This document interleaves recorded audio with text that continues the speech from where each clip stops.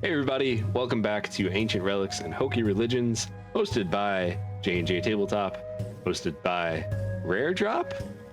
I am the real Josh T, and with me are these incredible people on a really cool new overlay.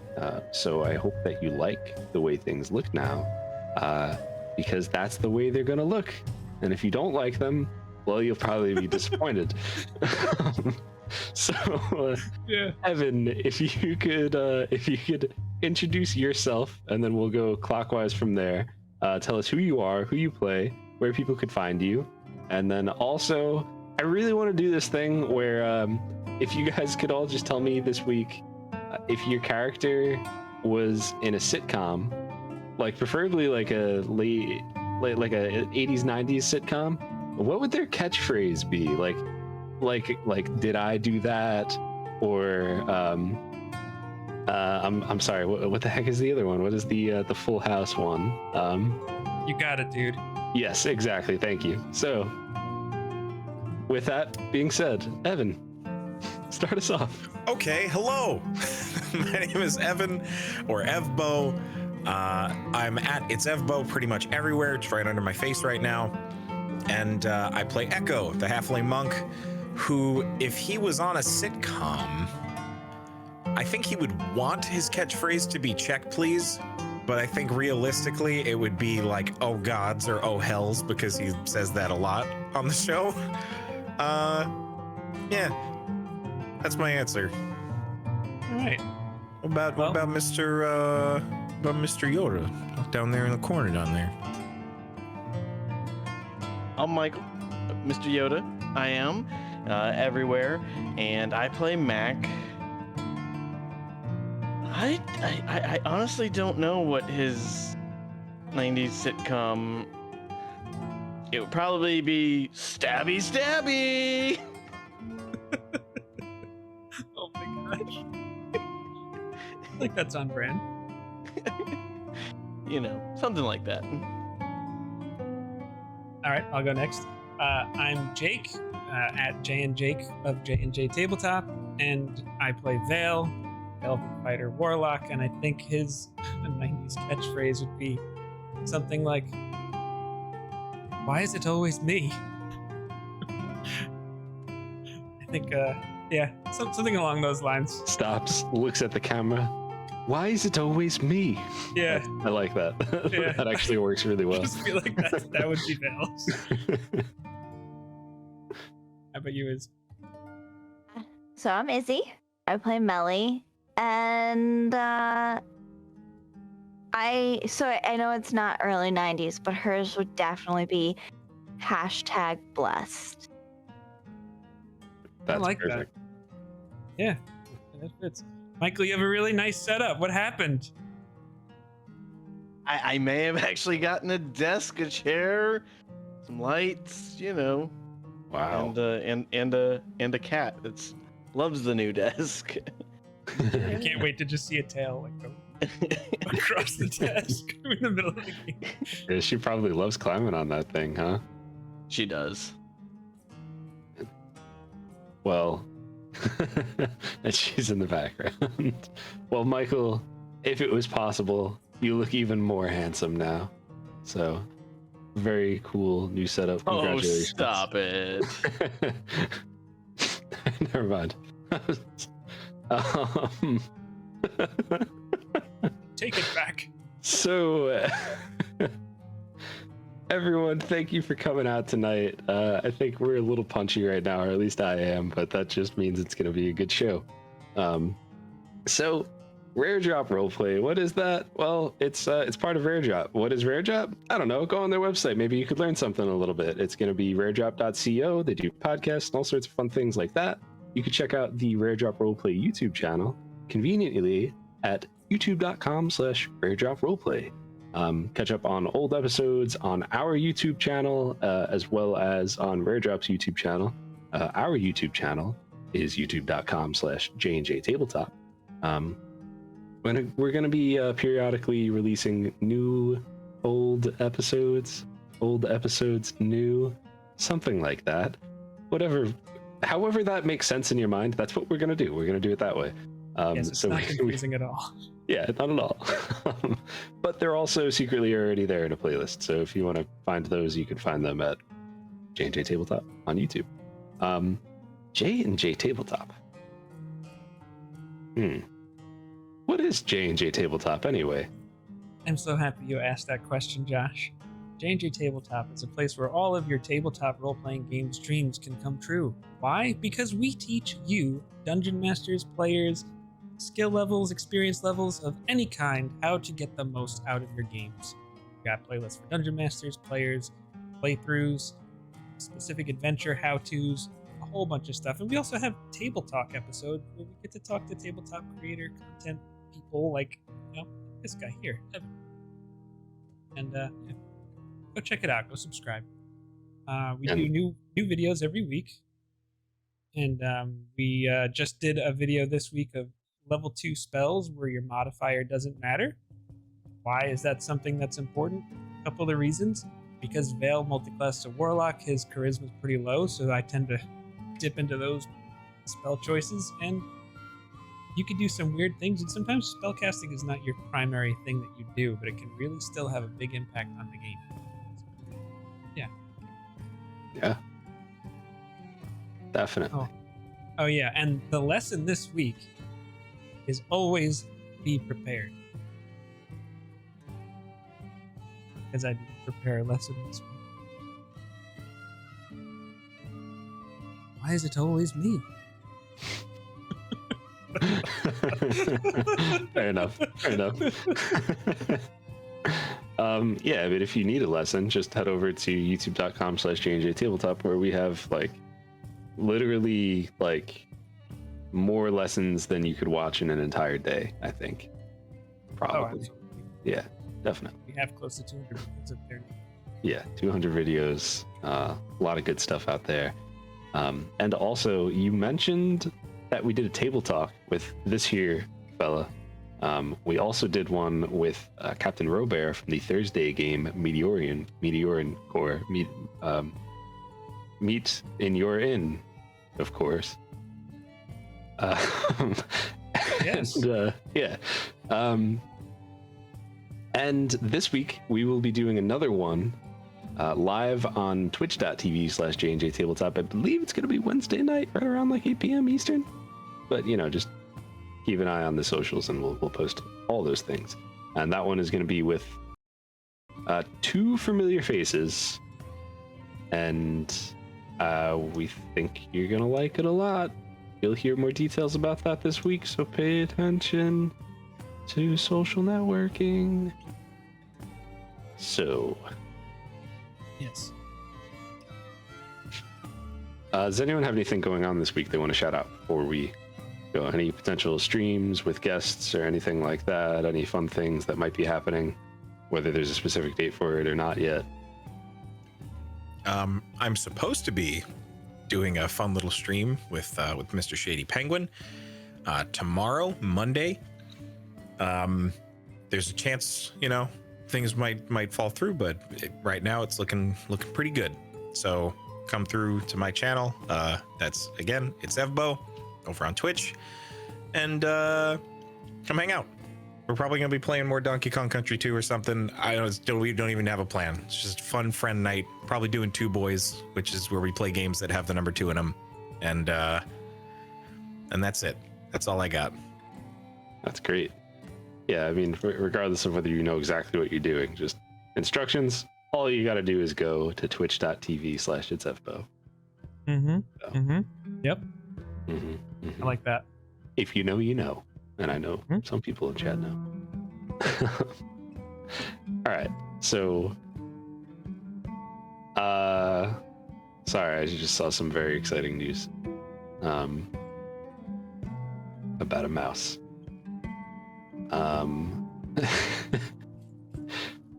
Anyway, if we are all ready, unless someone has anything else they want to shout out. No, we had a cliffhanger. Okay. Literally. We will. Yeah, we did have a literal cliffhanger last week. So last week on Ancient Relics and Hokey Religions. Our players finally got into some combat, right? They were on the hunt for Master Dinois. They're on the hunt for Master Dinois, really. And through that, they ended up having to go after this urn of a cleric that had played some part in chaining the chained oblivion. Now, on their hunt for this urn, they ran into some cultists on the road. Now, right before they found these cultists, Vale may or may not have had a dream, a vision, some sort of communication or something. I don't know, whatever you want to call it. Whatever you want to call it. That he should kill all of them. And he shared that with the group. And they went. They saw these cultists. And he said, "Why does it always have to be me?" And then he put on a disguise and pretended to be someone who was hurt to see how they would react. And, well, they thought he was trying to kill them, so they attacked him. And a battle ensued. Echo decided he was going to leave most of them alive. So anyone that Echo hit is still alive. And there was one half-elf archer, a woman, standing on top of a cliff's edge. She tried to kill Melly. Didn't exactly succeed. Did some serious damage, though. And then said that she's not even going to give the group the opportunity, not even going to give them the chance to ask her any questions. She ran to jump off the edge of this cliff. Now, Mac is very quick. He's got some quick hands. So he said, no, you don't. He tried to tackle, but he's not the best at tackling, but he does have quick hands. So he tried to tackle, he missed, and then he grabbed onto her and he said, "If you're going down, I'm going down with you." So, Michael, why don't you just take me into Mac's head right now? What is going on? Mac's head is that I am killing her. Not anyone else. She doesn't get the right to take her own life. I am gonna take her life. Because she just fired 2 arrows off at Melly for no reason other than just straight whatever, and having none of that. None of it.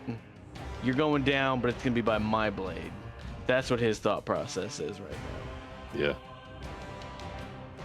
Now, I guess one other thing before we really get into the resolution of this, Izzy, Melly waited to tell the group about Revivify. She did that because she didn't want the group to make reckless decisions. What is going through Melly's head as she watches Mac try to jump down this thing with this half-elf archer?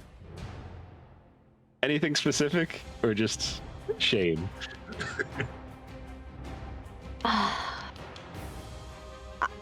I think it's been so long. I don't know. Just that it's been so long for us. But it's been such a long time. I think even in game that we've had action like this, that like Melly's not thinking about what was happening in the past. She's thinking what is happening right now. Nice. But I'm thinking she was right. Well, to be fair, I think Mac would have done this either way. But Yeah. Mac doesn't even. Revivify's not even in his head at all. 0. Respect. Just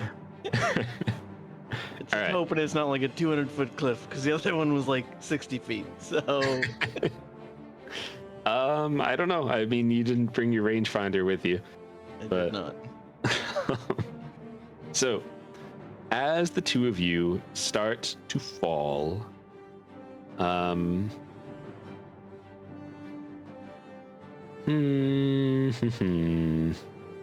Well, how about this?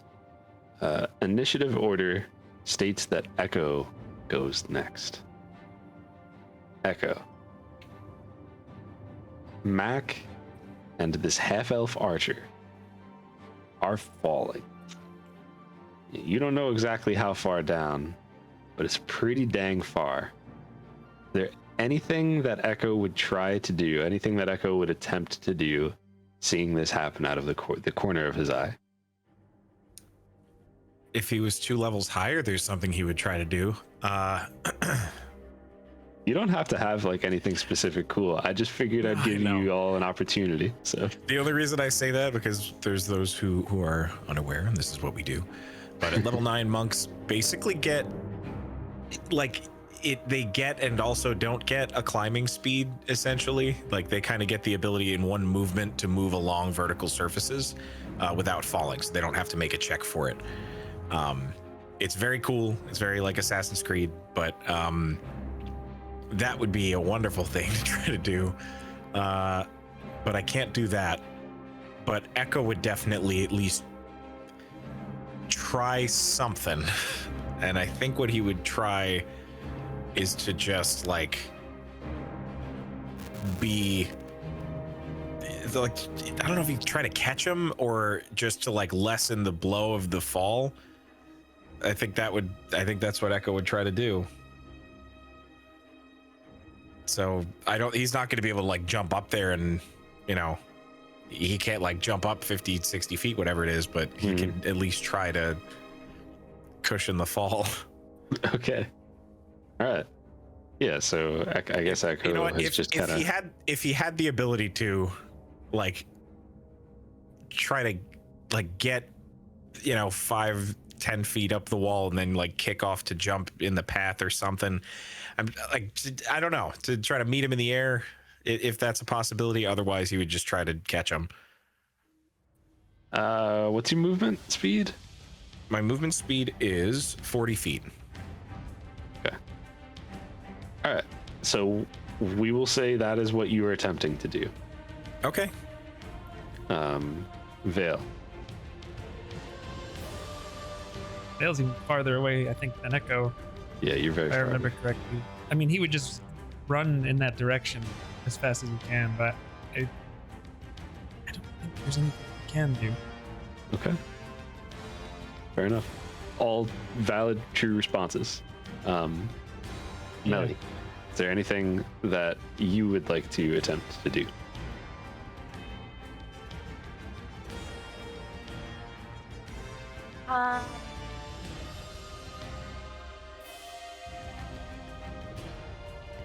Melly's kind of I can't remember where she is, and my map won't open.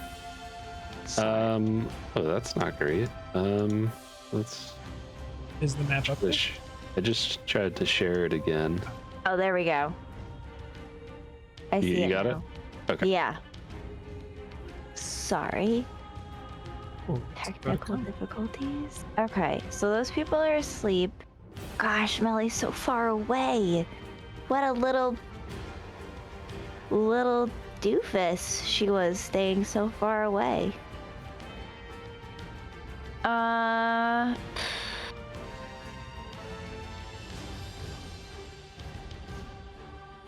How much time do I have to try and do something? Well, I guess what would you like to try to do in a perfect world, and then we'll figure out. I guess I would like to hold a spell, so that way if Mac hits the ground, Melly can like heal him right away. That's not cheating. That's healthy. That's a normal thing to do. Yeah, so that's what I would like to try and do, and the trigger will just be Mac hitting the ground. She'll get out a healing word. Okay. And then just as a heads up to you, well, I mean, he is gonna hit there. Never mind. you're essentially, regardless of what happens, you're consuming the spell slot if that's what you do. But it's not like he's gonna just float, so he will hit the ground. We at don't some know point. that.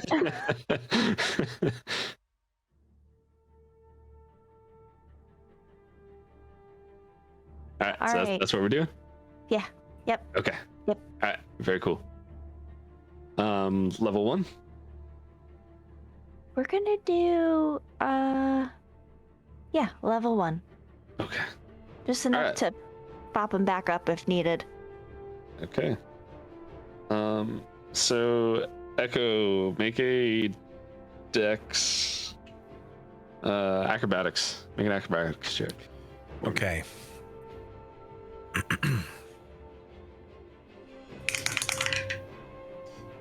18. 18. Okay.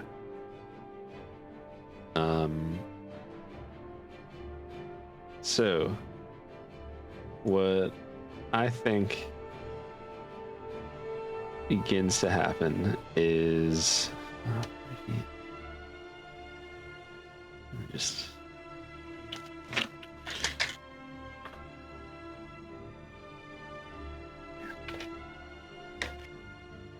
okay. So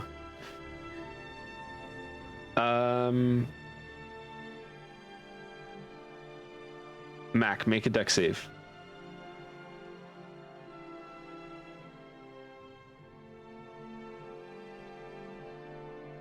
That is a 14. Okay. So you,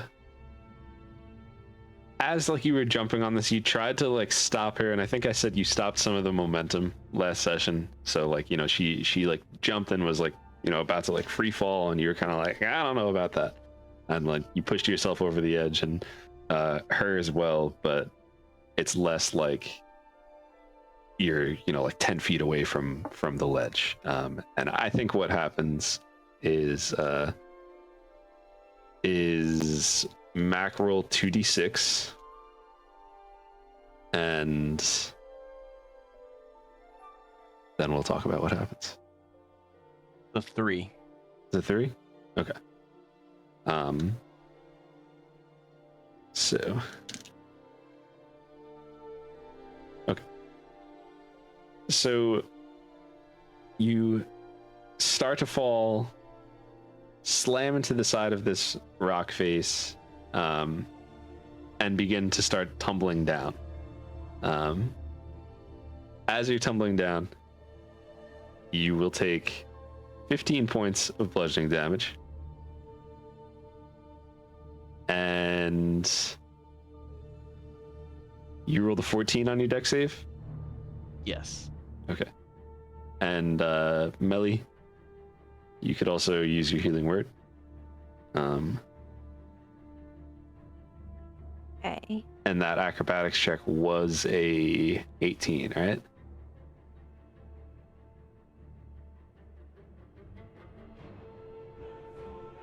It was an 18. I know. That's gonna be 7 points of healing. All right. So Mac, you immediately take 12 points of damage, right? And then get 7 right back after that. And continue just kind of falling down this mountain. And at some point along the way, you're just gonna end up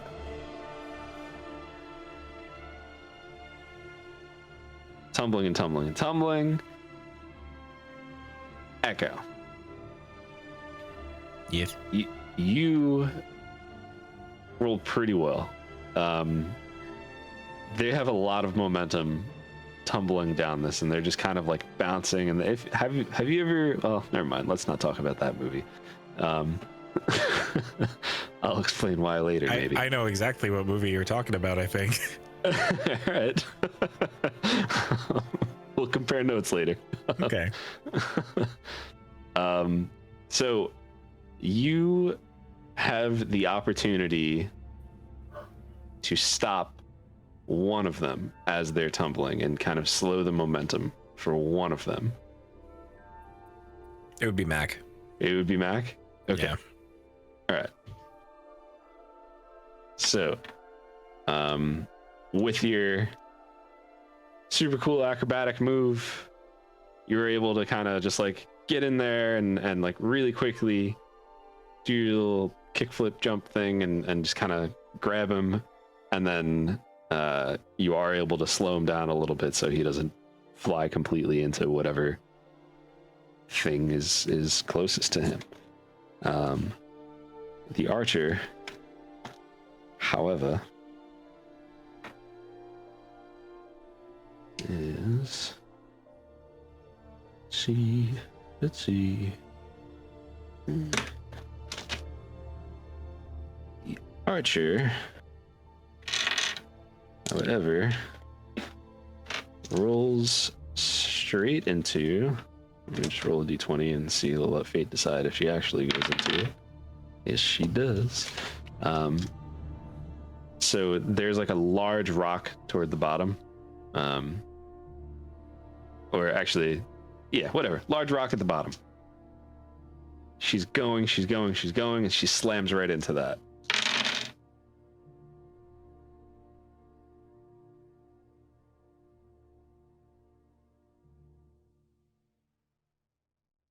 And you are now at the bottom. And Mac, you're covered in dirt. Your clothes have kind of rips on them. You know, you might want to double check some of your gear and make sure it didn't get cracked on that. You got bumps and scratches and bruises and twigs in your hair and all sorts of things like that. And with Melly's healing word, most of the bumps and scratches and bruises kind of like start to fade.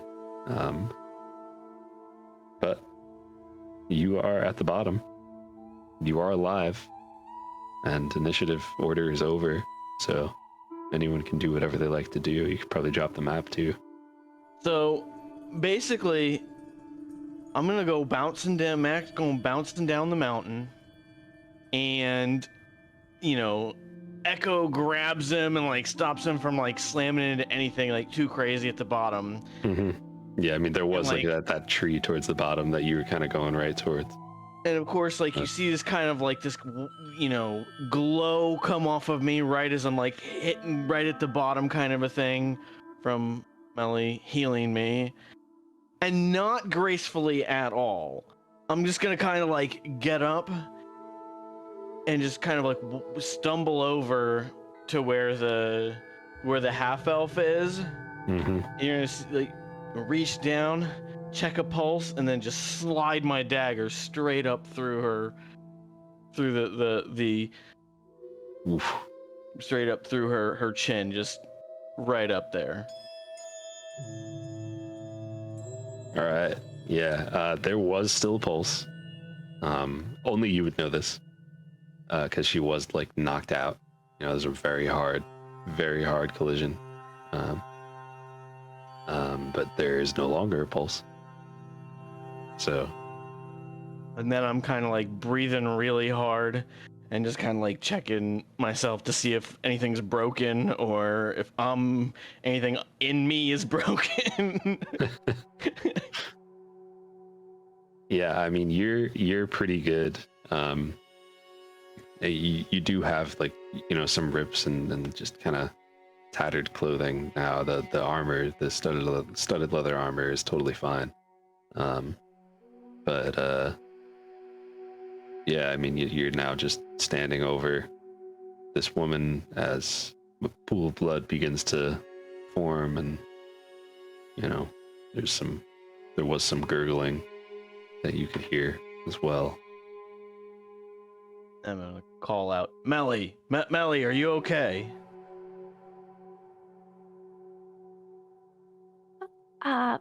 Kind of scratched up, but I'll be okay. Are you all right? I'm all right. Thank you and Echo for catching me and giving me a little extra juice. Echo doesn't answer. He's not like necessarily showing any particular emotion, but he's just kind of there.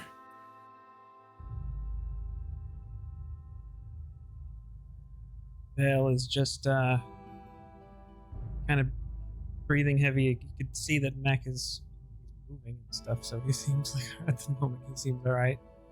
Looking at Echo, and he looks over at Melly, who I'm guessing might have an arrow or two stuck in her at this moment. Yep.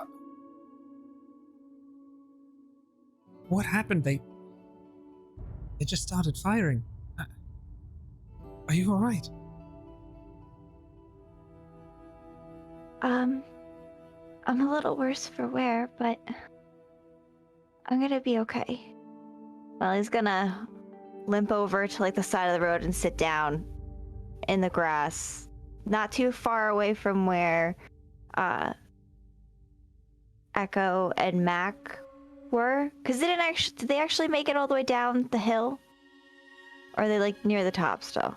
I mean, at this point, they're all the way down. I don't Okay. think Mac made it all the way down, but the other girl did, for sure. So, Yeah, Melly's gonna sit like in between where Vale is or was and where Echo and Mac are.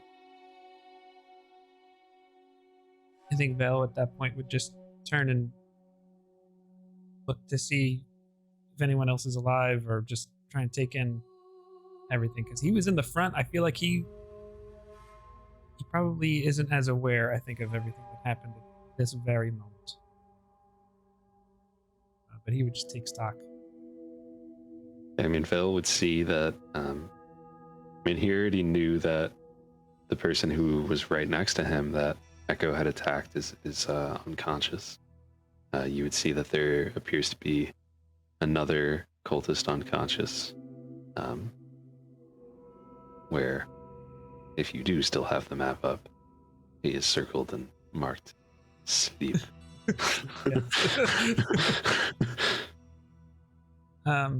Did we get them all?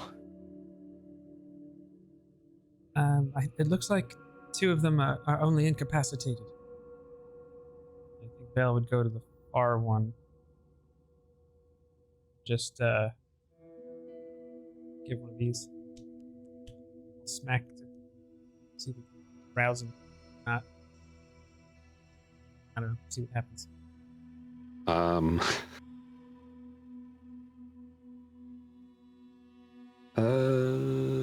I don't have any you smelling salts. why don't you roll a dex-based medicine check? Because that sounds fun, and you're trying to Sure, slap why him not? awake. Sure, let's do it.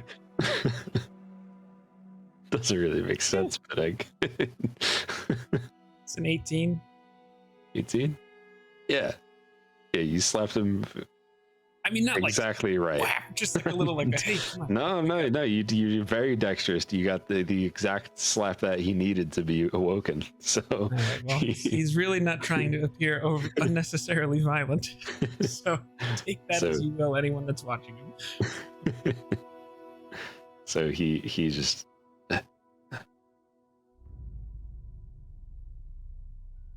and he just like kind of looks and sees. I mean, are you standing, like, if he's looking at you, can he see the rest of the group behind you?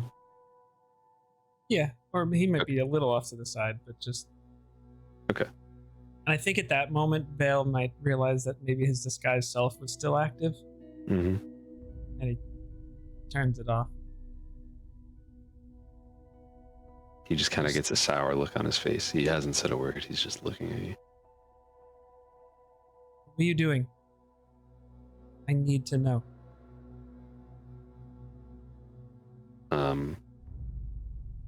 He doesn't say a word to you. He just kind of looks at his ankle, which I believe it was his ankle. I know it was something on his leg that Echo broke with his staff.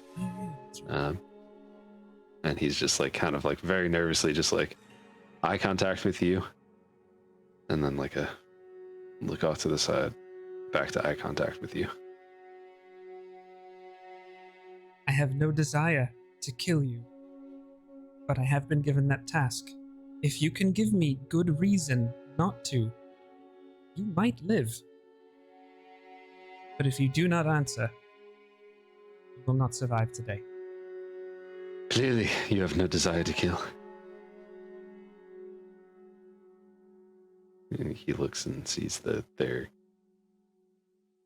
leader, spellcaster dude who is dead, and sees the archer with a pool of blood around the body, and just looks back to you. You did attack first. You attacked someone who was helpless. That says a lot about you people. Is that something you value?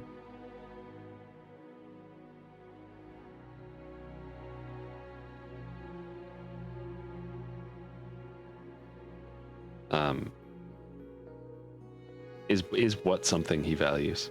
Sorry, I didn't. Just attacking first and attacking someone who's helpless. Okay.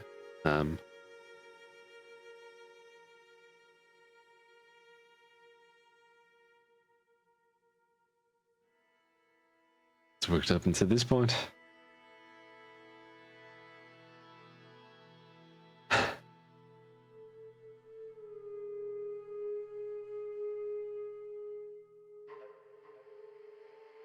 You really do have an opportunity to live here.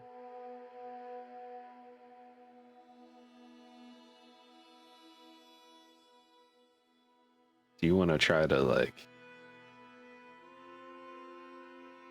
I guess I would look over and see what or Melly is persuade? looking like right now, but she's just sitting on the road, right? That's what she said. Yeah, she probably would have. Honestly, she probably would have tried to consult Echo and Mac about whether or not she should pull the arrows out or like push them through, or if they could That's help. fine. So it's just me and this guy. It's fine. She's doing. Take it out and leave it in. Take it out and leave it in. Take it out and leave it in.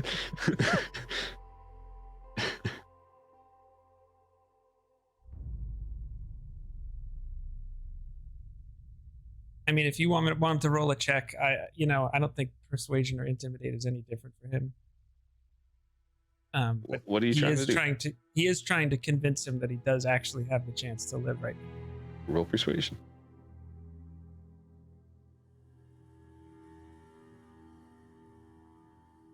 Dirty 20 on the natural 19.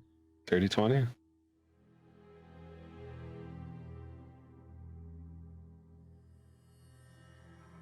He's gonna kind of look at Melly and them with the arrows, and looks back at you, eye contact again. And if you're by the way, Echo or Mac, if you would definitely notice that Vale is having this conversation. I'd say you're close enough to hear it too, unless he's trying to be quiet about it. So if you wanted to be Millie, I'll help you with this in a little bit. You are able to do that too. So just if anyone, including Melly, wants to chime in at any point, you are free to do that. Just so you know. So he just kind of looks at you. What do you want to know? Why did you steal those ashes? And what were you doing with them? What was that for? I didn't steal and what the has already ashes. been completed? I didn't steal the ashes. She did. Do you know why? Because we needed them.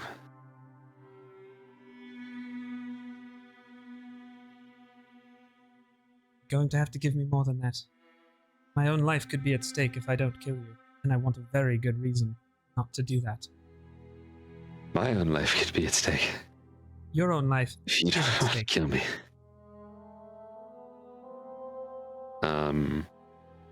Now I want you to roll intimidation with advantage. Okay. 17? Tell me. What do you know of the one of whom the ashes belonged. I've been told that she, or actually, Josh, was it a woman? I just assumed. I don't think I said. I thought you said a name, but I don't remember what it was. I'll make it give better. a name. Hold on. What? I was gonna say I'll just say I'll make it more general.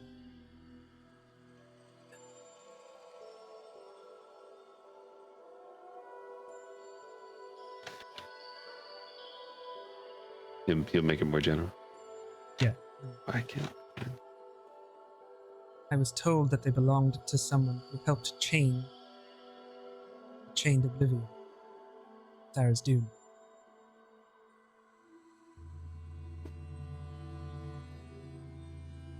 Very good.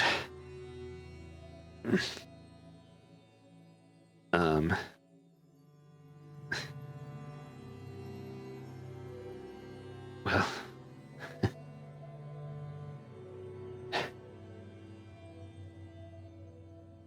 How else should you unchain the Oblivion? If not to speak to one who chained them.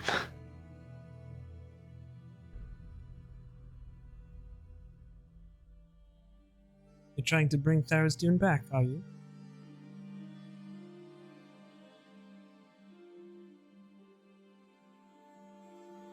I think Val at this point just kind of looks over his shoulder at the other three to see if they're paying attention. Mac is definitely looking at this point. Because he's been listening intently the entire time, and that little part of the conversation definitely made him like turn his head to like look. Echo's focused on helping Melly.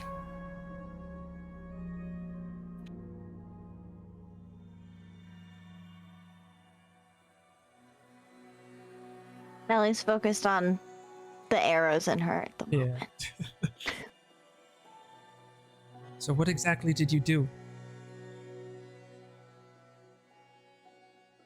Lita mentioned this was too late or that something happened already?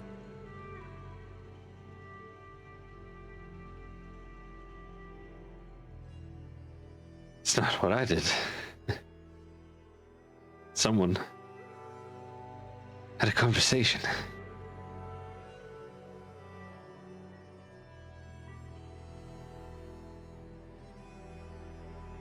How long has it been? Definitely more than a minute, I'm sure. This conversation?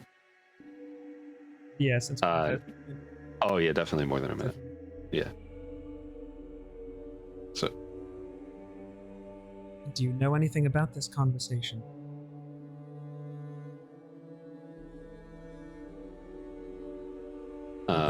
They talk to this cleric or holy person? What did they say? There's nothing holy about it.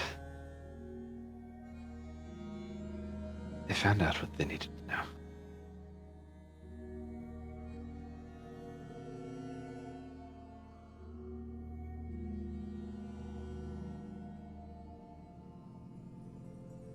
And you said the ankle is in pretty rough shape, right? This guy's not going anywhere. Yeah.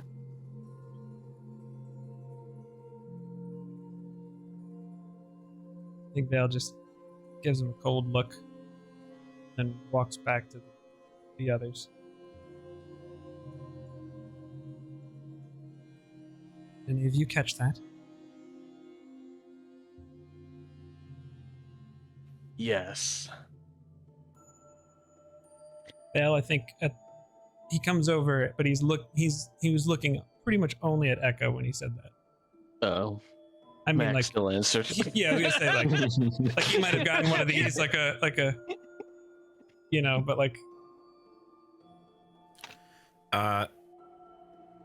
Yeah, I mean, as Vale was coming back, if he called out, Echo would definitely look over and then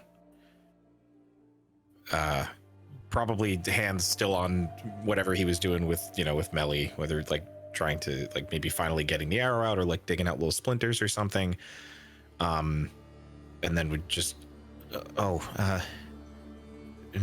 sorry, Melly, no. They're trying to bring back the chained oblivion. His face is very hard.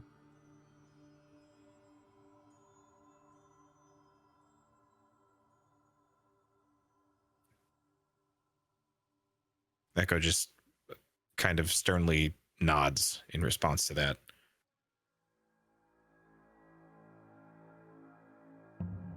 Is there anything else that any of you would like to learn? Are there more of them?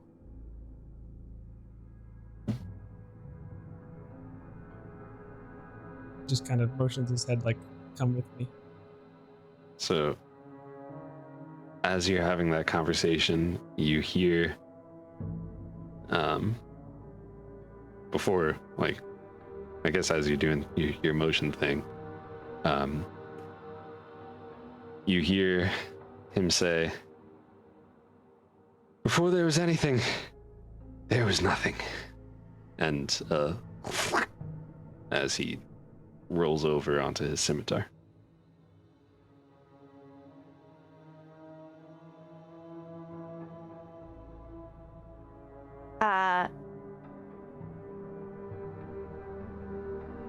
Oh my gosh.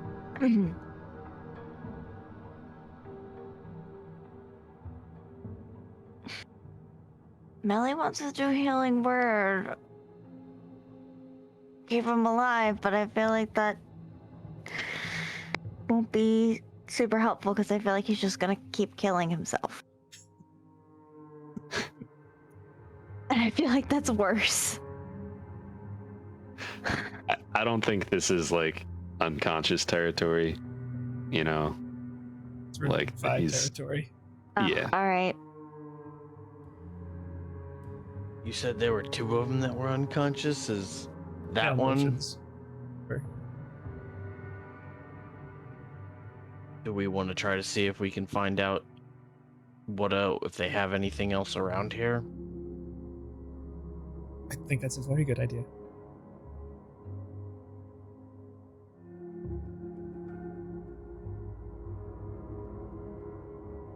So yeah, I mean, he'll walk over if Mac is looking like that's what he wants to do. Wait, So, Phil, could you help me up? As you're walking, you say Val's name, he stops. He doesn't look, but when you say that, his head turns over his shoulder. His shoulders kind of like slump a little bit, like all the tension was there, and he turns around and comes over. Sees the best way he can try and do that. Whether it's a hand or whatever he tries to. And Vale helps Melly up. She's gonna do healing hands just because she knows he got hurt too. So you get the 7 hit points for that. And then I think I have something that might be helpful. I think his face kind of, you see a little glimmer of life in it instead. Like, what do you have in mind? It was when we were in the territory of the Frost Giants. One of the abilities that I gained. I'm hoping that it will work. But I've never tried it before. So Melly will limp over to the guy with you. I think before you go, you feel Vale's hand on your shoulder. It's just like,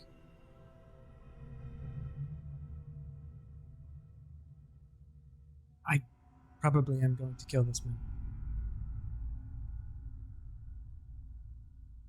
Melly shoots a look at Echo. There's no probably about that. You hear Max say.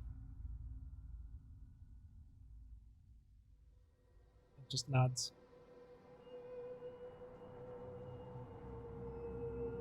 Just thought you should know.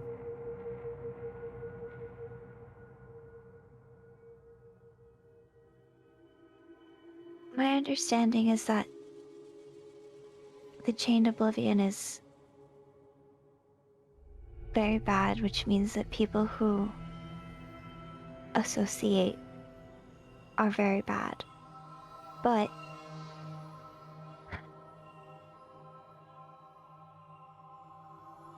is there any possibility that maybe this person got caught up in it without really knowing what they were getting caught up in? And like Melly is like not trying to be like attacking or anything. Like she's being as soft about it as she can be. Anything is possible. But what I just learned is that my patron is an enemy of Thara's Doom.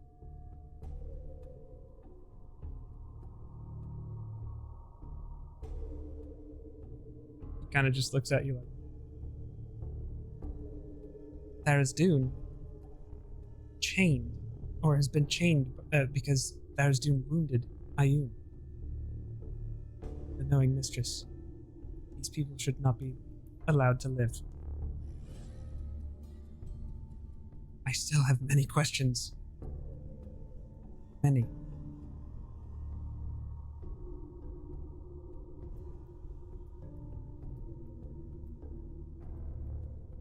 Don't know if we're going to get any more answers today. It doesn't hurt to seek more knowledge. So Melly's gonna hobble over to the person, even though she can do this from 60 feet away. And I don't know if this will work when they're asleep, but she's gonna cast Calm Emotions. I'm hoping that will give, since he's asleep, it'll be at disadvantage. So. All right. let's. Maybe he already is calm. Yeah, maybe. Well, it's a charm effect, so he would be charmed.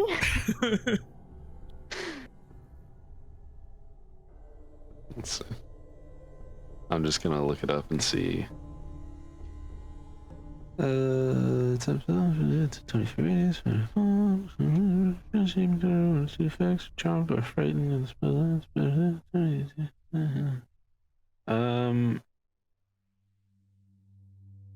Yeah, I mean, what's your DC? 16. 16? Yeah. It feels like it worked. Alright, so Melly's gonna not be near his face or his arm. She's gonna reach down towards his foot and very gently shake his foot to try and wake him up. Belle is right there too. Okay. Mac is as well. All right. He will wake up. Just kind of.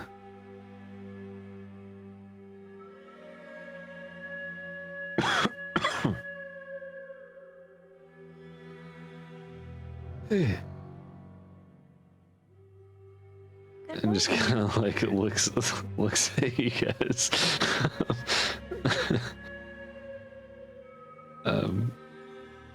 And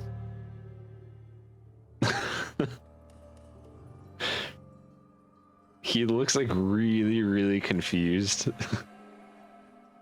Almost like if you saw someone and they like wanted to freak out but they couldn't. Like that's the kind of look that you see. Like, and Jake, did Vale drop disguise self that's gone now, right? Yeah. Okay. Yes. He's this guy. He's gonna say, where's the old guy?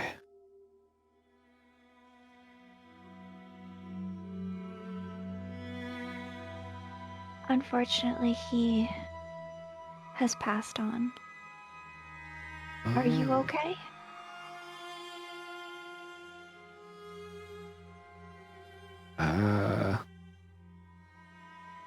I don't feel okay. Who are you? I'm Melly. You were pretty badly hurt. Is there anyone else around? The rest of your compatriots? I'm sad to say that I don't think they made it. I'm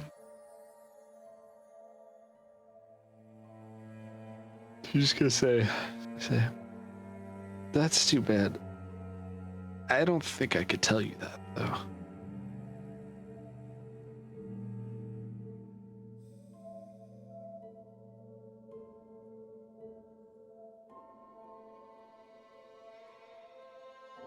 Dale just looks at Melly like with like a kind of a look.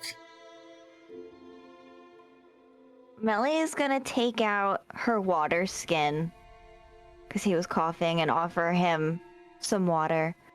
I would like to make sure that, if possible, you made it back to your group okay. I understand if you don't want to tell us, but can we at least make sure that you get going in the right direction?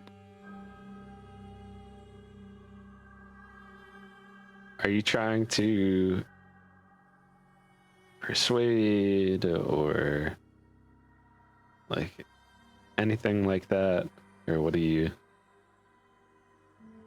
What's Well, what's the I goal? worded it very specifically, so it wasn't deception. Okay, so you're not trying to deceive. Are you trying to persuade? Yeah, I guess. I guess Alright. persuasion. Sure, roll persuasion with advantage. All right. Best part about it is it's the same for her. Either way. Let's see which one of these. They've been sitting in dice jail all week, so just gotta put these down. Okay, we'll go with this one. Okay, don't betray me. Okay, not bad. 17. 17. Mm-hmm.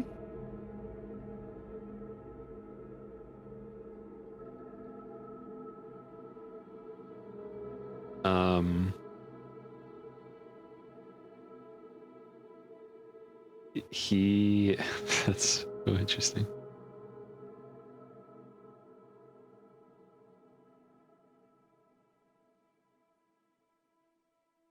Oh, wait a sec.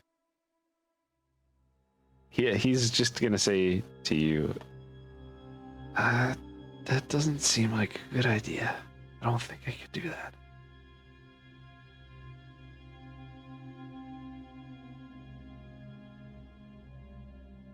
I think you're gonna kill me too.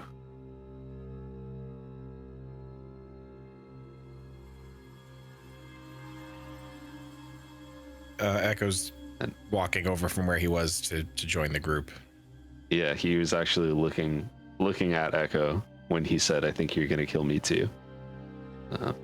Because Echo is the one who took him down in the first place.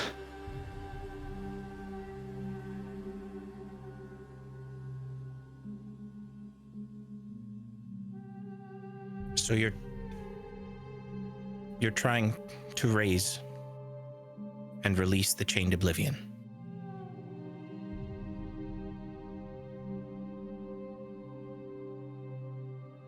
Where there is anything, there is nothing. Is that phrase significant in some way? Like, is that something any of us would know?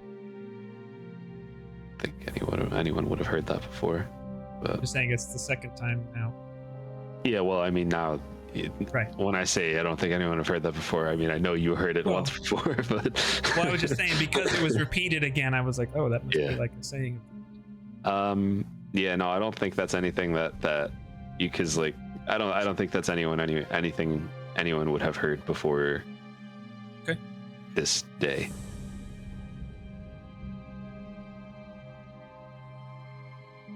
And you cannot tell us where your compatriots are.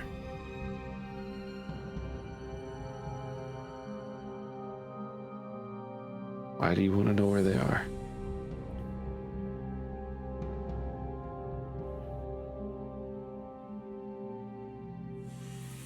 Echo's very shifty, and he doesn't really know how to answer that question. So I think for the moment he's silent. The reason we want to know where they are is because that's your only way of making it out of here alive. Roll. He's right, you know. Yeah, kind of like leans in a little closer and a more threatening. Okay, so Vale, Mac, and Melly and Echo, if you want to roll intimidation on that statement that Mac just said, and Melly do it with advantage.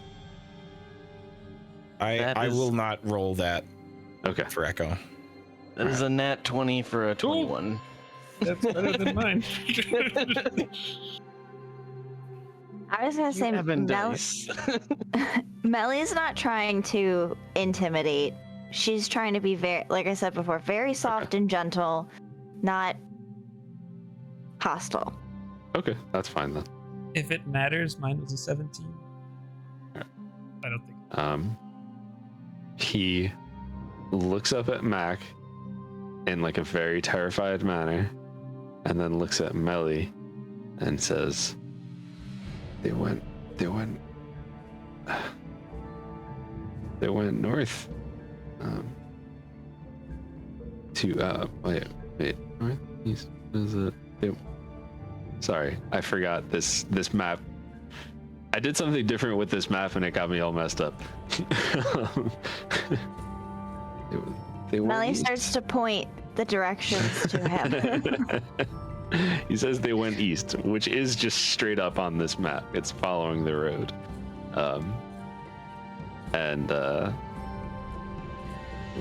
Just say, and he'll look at Echo to find the chain.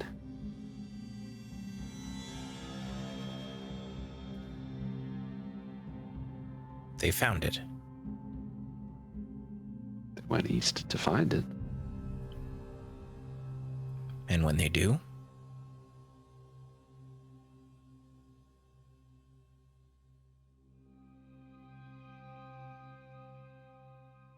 I'm not really in management, but probably. It seems like we've been working towards breaking them.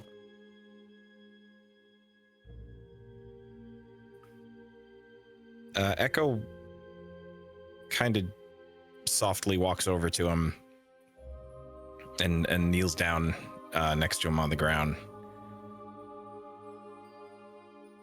And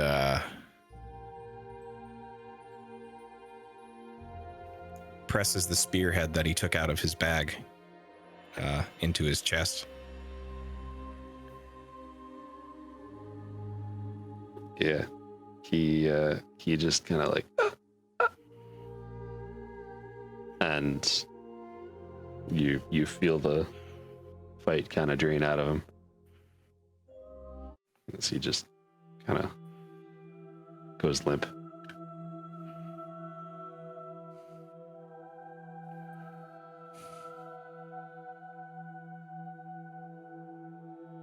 He pulls it out and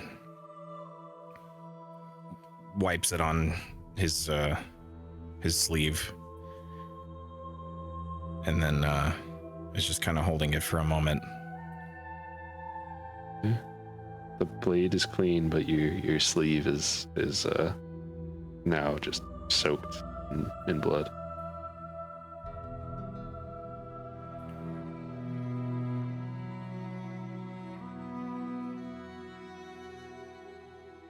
I'm sorry for being so difficult.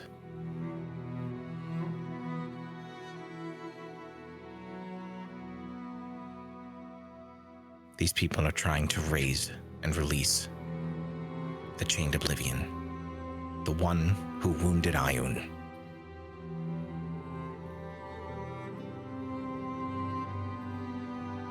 They are. We must stop them.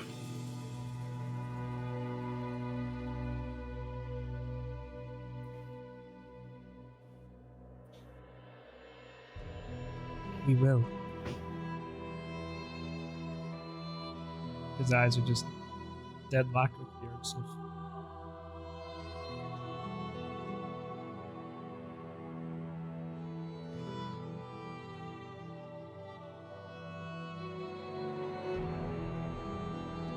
You know you have me in everything I have.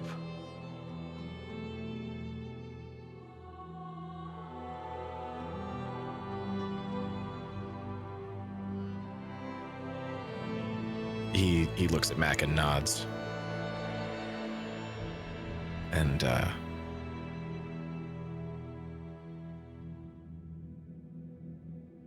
looks toward Melly, but if they make direct eye contact, he would definitely look probably down at the ground.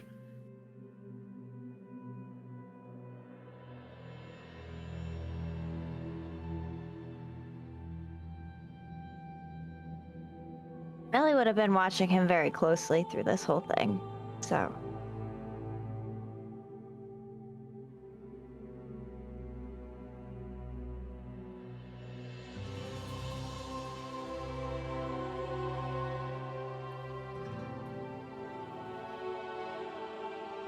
I feel like there's so much information that we have, and yet none of it really seems to fit together very well. Echo, do you think that we'll find Master Dinoa on this road? Not this specific road, but the metaphorical road? I don't know.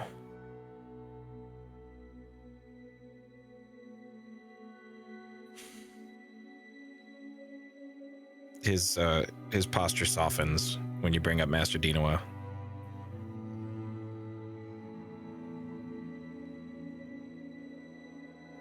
Do we have the ashes, right? Or at least what's remaining of them?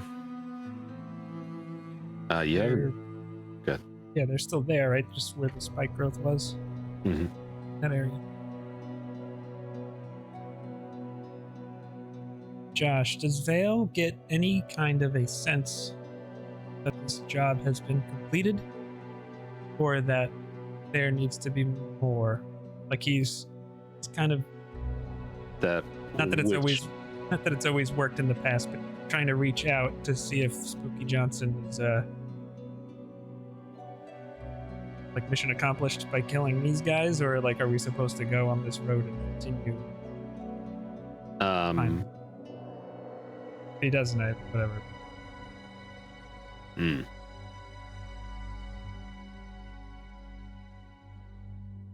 That's a very interesting question.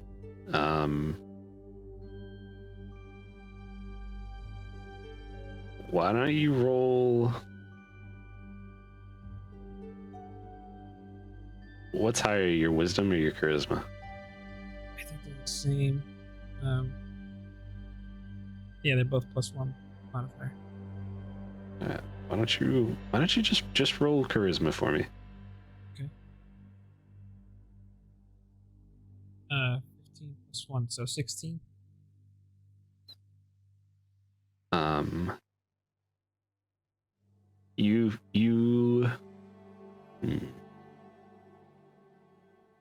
You feel like there's definitely more to this.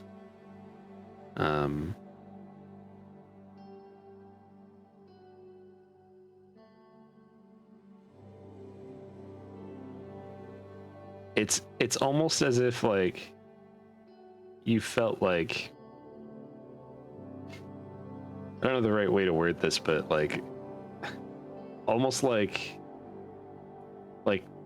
chained by obligation as soon as you were given this task, and that hasn't gone away. Like there's a weight on your shoulders that wasn't previous there. Okay. In addition to all of the other weights on your shoulders.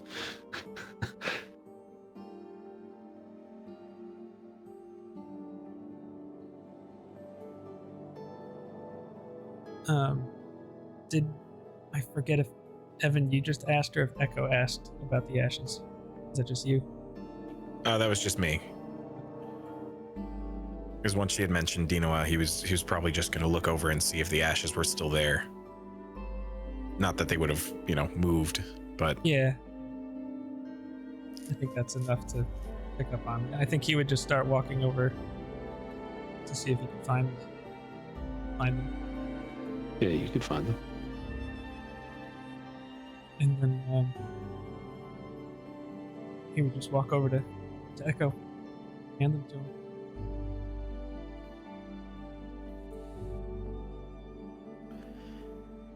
His face is softer. But, I mean, he's like, it's not like a, here's the ashes. Like it's a, kind of like when someone just went through something and you're just like intently giving them attention to see like anything. Like it's that kind of a look.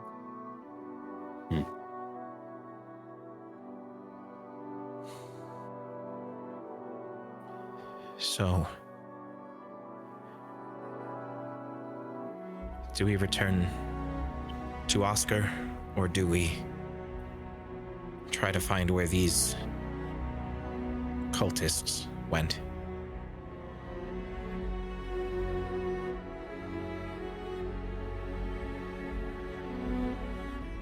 How long have we been traveling for? A half a day? Yeah. Yeah. So it's like late afternoon by now. I believe you guys started around like 10, 11 o'clock. So, I think.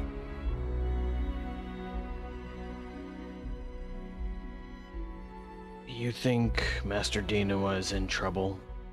Or in any immediate danger? I don't think so, but I wouldn't be surprised if he was in more trouble than he's letting on.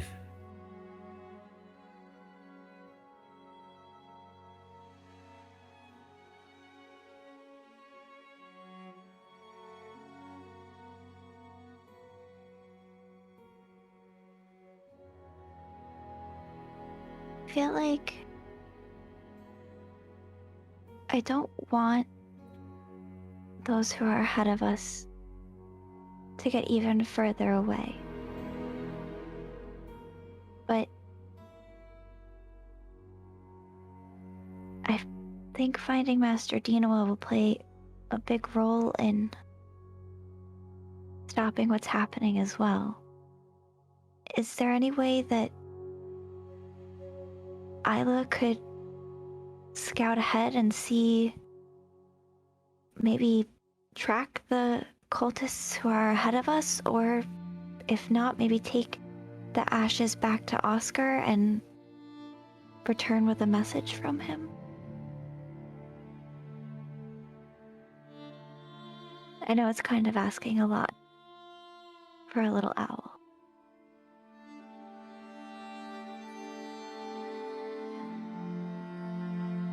If there's anything I've learned in our time together, it's that sometimes there's great strength in small things.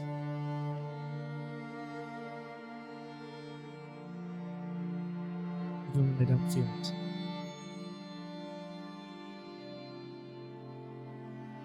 Be happy to send her either way. The Empire is looking for us. I have to admit, I feel like I don't really want to run as much as we have in the past.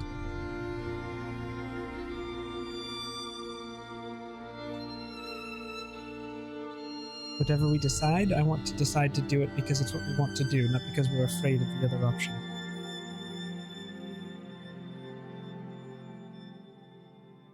Echo, if you want to find Master Dinawa and bring these ashes back, then that's what I want to do. I do think there's more to this. Whatever this task is, it's I still feel it.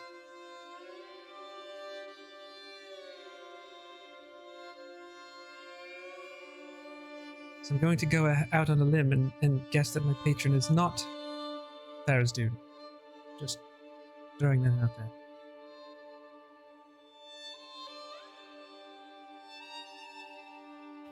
Vale kind of cracks a little bit of a smile.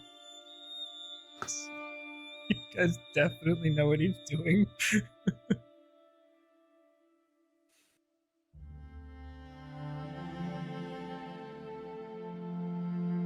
Well, the enemy of my enemy. At least for now. I'm not gonna lie. I don't think there's a good situation either way, either we choose. Because obviously, we don't know what will happen with Master Dinawa if we put that off and go chasing this down. And just as much the same, even if we just go back and exchange it, that still puts us a full day behind of where we are right now. A lot could happen in a day. I But don't even know how far ahead of us they are.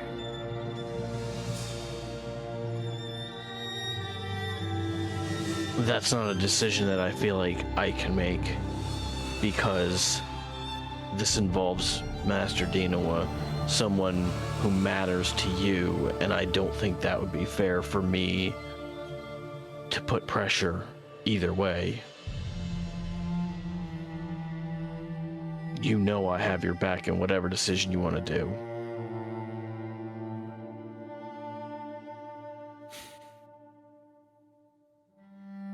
I think that whatever's in that box that Oscar has for me, I think it'll still be there. If we have a chance to stop something really bad from happening, I think we should try.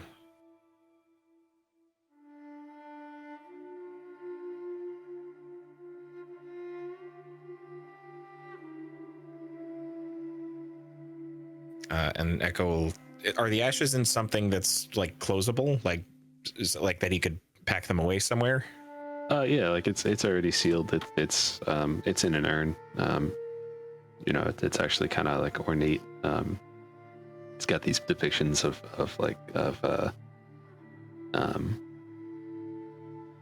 kind of like these flames along the side, as well as a dragon, and a little baby sphinx on top as well.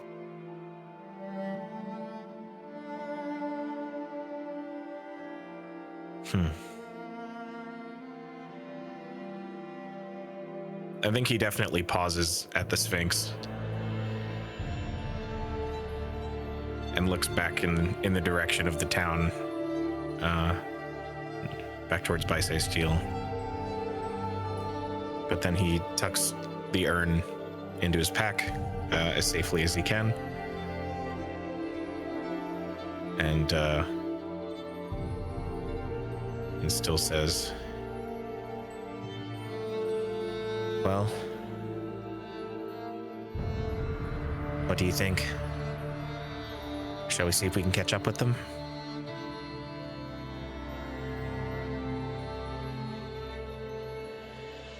Vale's just Hey. nodding. We've got some hustling ahead of us.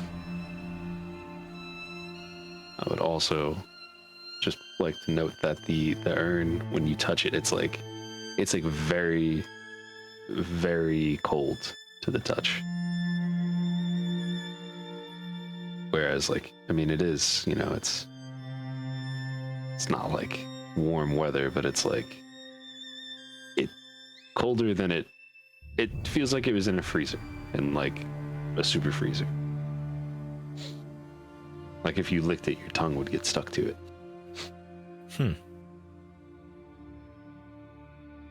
It's abnormally like that cold. Mm-hmm.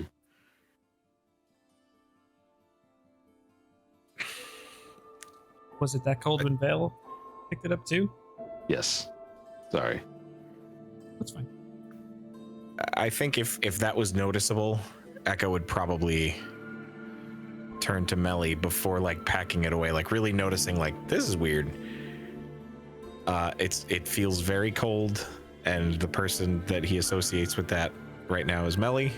So I think he would just kind of turn and Melly, I don't know if you would know anything about this, but this seems abnormally cold. Do you still have... Can you still sort of sense magical things? Ellie's gonna reach into the bag of holding and pull out the wand of detect magic. I can with the right tools. And she will cast detect magic. What's the range for detect magic again? She will walk close enough that the range for detect magic will work. That's not why I'm 30 asking. feet. Thank you. He's like hitting the urn with the Can't that far on my own. Thank you. Oh man, that would be magic. that would be great though. She casts it. Oh, I'm sorry. Where were you standing?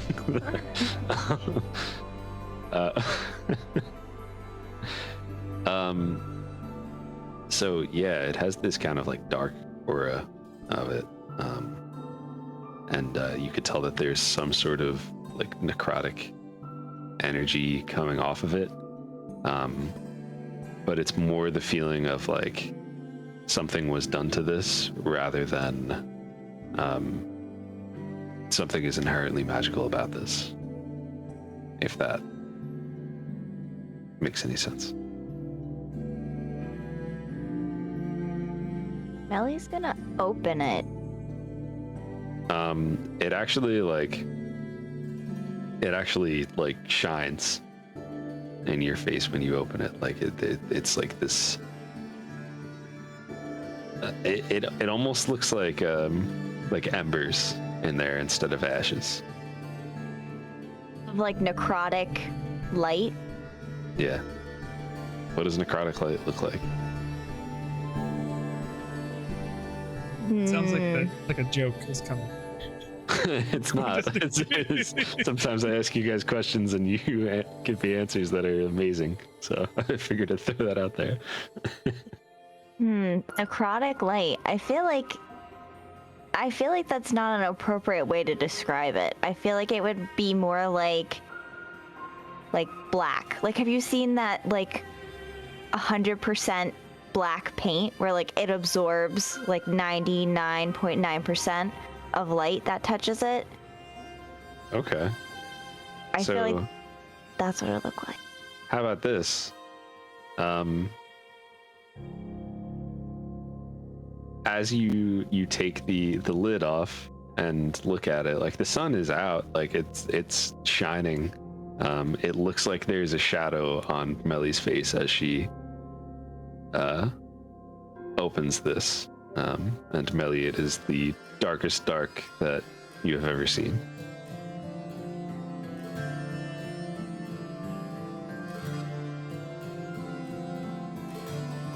Well, it certainly was touched by necrotic magic.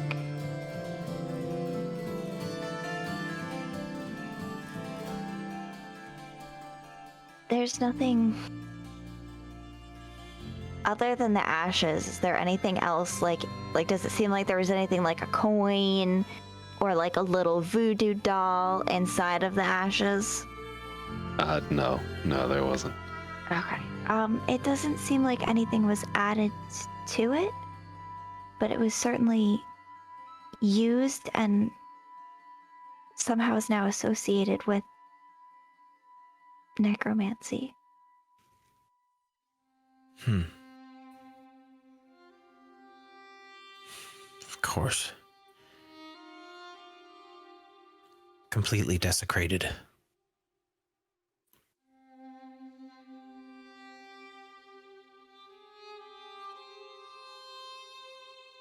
Melly's gonna cast Lesser Restoration on it. Does that do anything?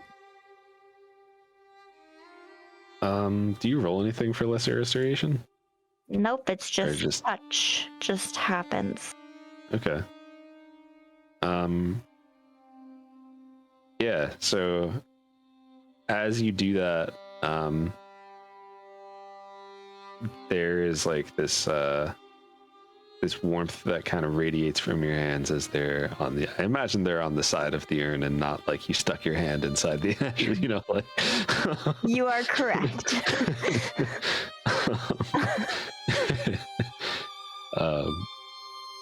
But there's like a warmth that begins to like radiate from your hands, and anyone looking towards it, you see these like wisps of just shadow start to just come off of it, and you hear like a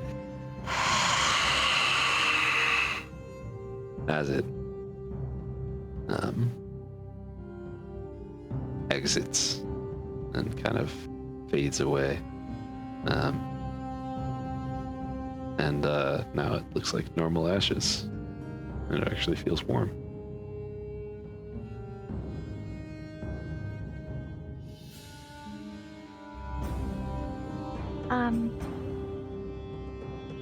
It's a little bit better now. I think I'll probably check on it daily just to make sure there's no residual effect.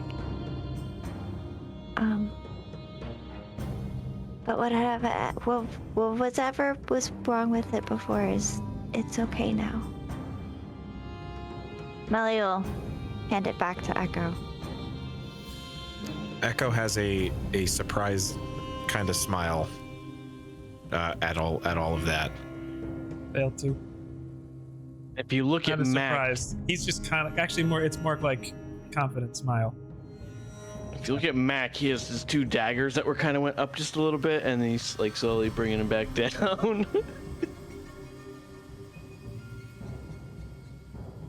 Thank you, Melly.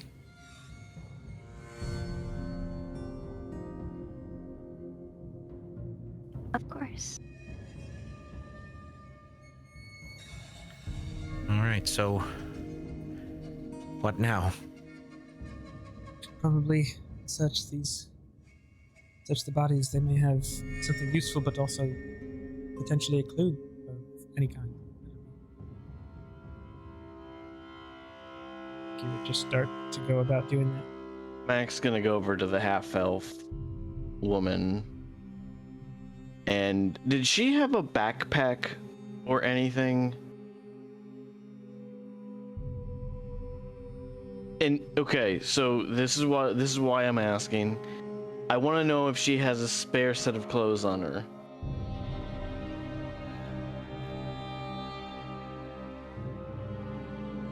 You're muted. Sorry. I would say yes. She does have a backpack on her. She does have a spare set of clothes. She's got some rope, a bunch of arrows. Mac was getting clothes one way or the other, and he really didn't want to have to take clothes off of her, but he's going to if he had to. Is her bow down here, or is it still up? Or is it up, or did it kind of come down and get shattered to pieces? I don't remember if she threw it down when she...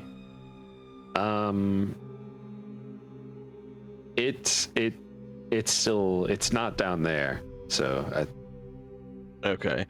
I am gonna go up there after doing that and see if I can find it, if it is up there. it's not up there either. No, I'm just kidding. It is up there. I mean, it could have been stuck halfway down the mountain. We rolled down the mountain if she was holding it. I mean... No, I'm just teasing. Yeah, no, you find the bow. It's a longbow, just a regular longbow.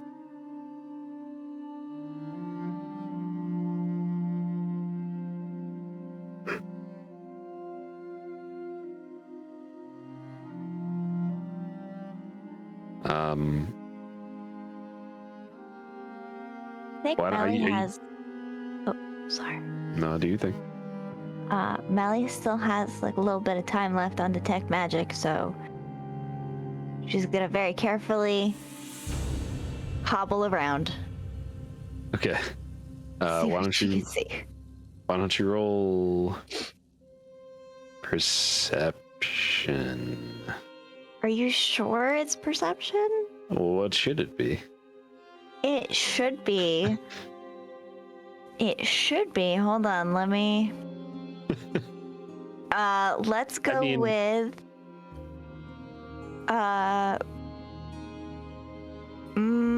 Investigation. No, definitely not that one either. I'm gonna What go about a with. charisma-based perception check because she's doing magic. That's exactly what I was gonna suggest. Well, detect magic automatically works unless it's behind a certain amount of.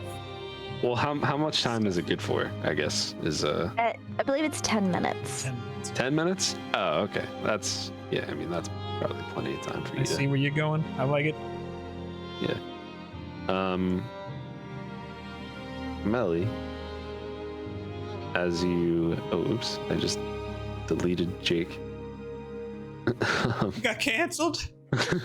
Oh no! You know what you did. Not even.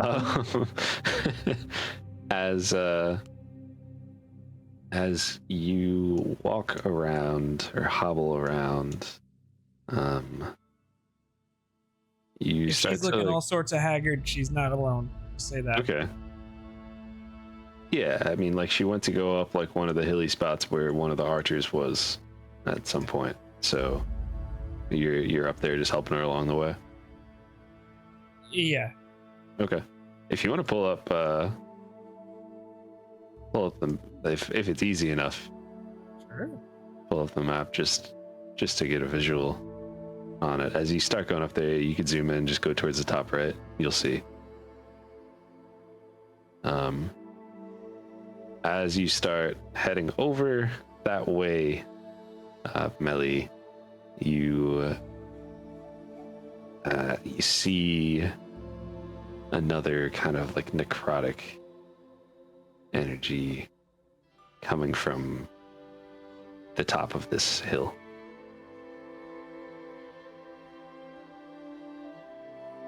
Hey, Melly. Hmm? Perhaps you should use some of your skills on yourself.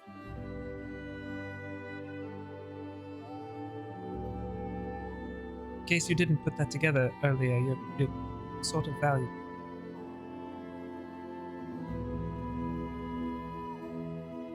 I just, I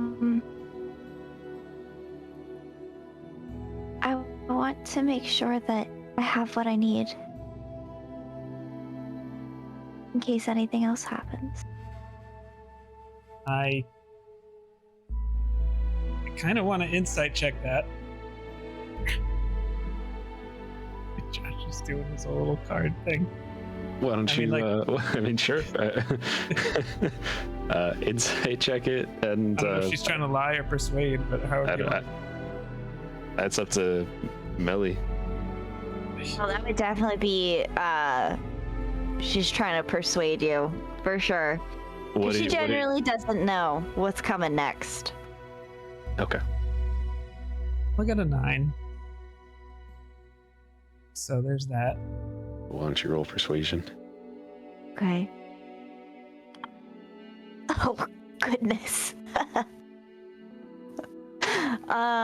Did I win? Probably not, because Melly's really a very convincing woman. Oh no, you did win. That's a 7. She rolled terrible. All right. So what? I think they'll just kind of. Really? Anything that we encounter in need you strong.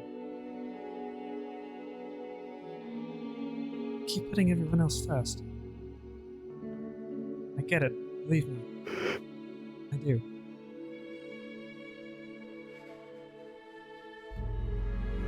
We need you.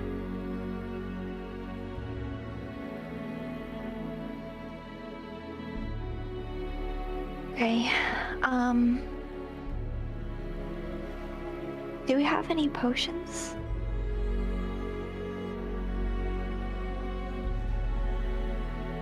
I think we do.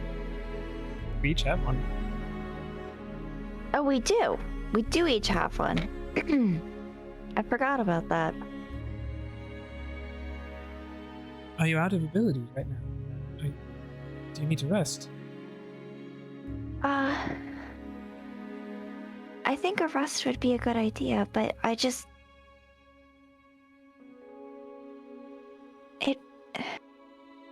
in my mind, it makes more sense to save the things that can be done over a distance for when someone can't take advantage of a potion. And it just makes, I don't know, it makes more sense to use this now as opposed to in the heat of a battle when I could be more useful rather than taking up time to take this out and use it. The magic will come back when you rest. This is gone once you drink it.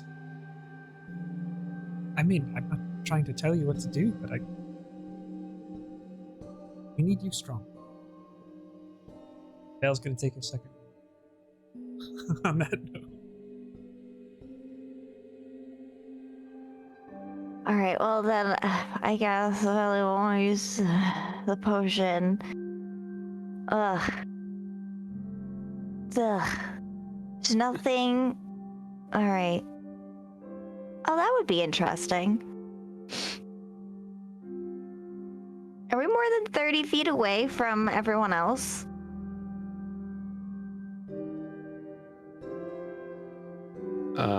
I guess that depends on what everyone else is doing. Like, I don't know. Everyone else? What are you doing? I would say at this point I'm probably heading up the cliff from getting the stuff, from the person. So I would say I'm definitely not anywhere near 30 feet. Yeah, Echo's been searching bodies. So you probably would not have made it back, I would think. Okay. We'll revisit the searching bodies thing. Alright, I guess. How dare you upcast a spell just to heal yourself? How dare you? Oh, I know. It's killing me. Well, so my plan was... It's not killing you, and that's the point. What I want to do is just cast Aid on myself and 2 other people. Because that makes more sense. But no one else is around. You do you. You could also just say, like, hey, Mac, walk faster. Or just say you wait until Mac gets closer to you, or, Well, I don't know. Or how Echo long, for that matter. I don't know how long I don't want to distract everyone else from what they're doing. I don't want to waste healing on myself, and I don't want to waste aid without helping everyone else, and I don't want them. Come on. Yeah, Whatever you alright. wanna do. Alright, I guess we'll do Cure Wounds. Okay. The pain. It would be. What is there for? I'm disgusted by myself. Remember, if you God. go down, you can't heal any of us. Yeah. I'm a healer. I don't heal myself. It's like the second or third time she's pushed back on that topic. It's becoming very noteworthy to Vale, at least.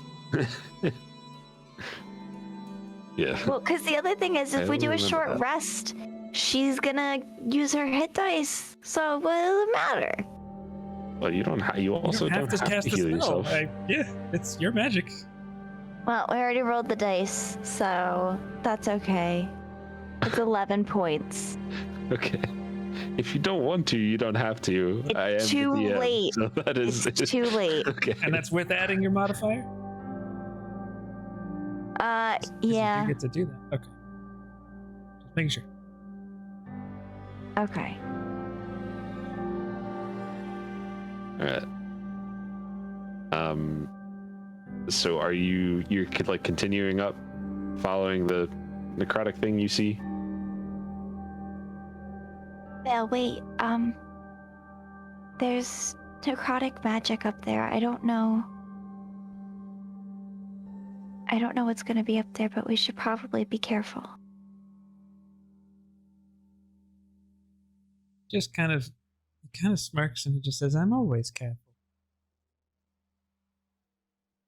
That's Vale's catchphrase. But That's on that, good, actually. I've definitely heard you say it before. But on that note, we're just going to take a quick break, and we will be right back. If you have any questions for us, throw it in chat, and we'll respond to them as best we can. Yeah, we'll see y'all in a moment. Well, since we clearly do not have any questions in chat, if you know, you know. We'll get back to it. So, Vale says, I'm always careful. And the Just got that wry smile. Yeah, Rye makes me smile too. Fair enough. Oh, that's a bird. Fair enough. So yeah, I mean, you feel free to approach however you see fit. What do you do? What does it look I like? was just following. Okay, so Melly leads the way. What do you do? What does it look like? Do you approach quietly, carefully, fast? What do you... do you Definitely trying to get a little bit of cover from, like, the hill, I'd say. Yeah. Trying to be sneaky. I don't know what's going to be up there. Is it the same, like, darkness? You said it was the same darkness from the urn? Yeah, the same style.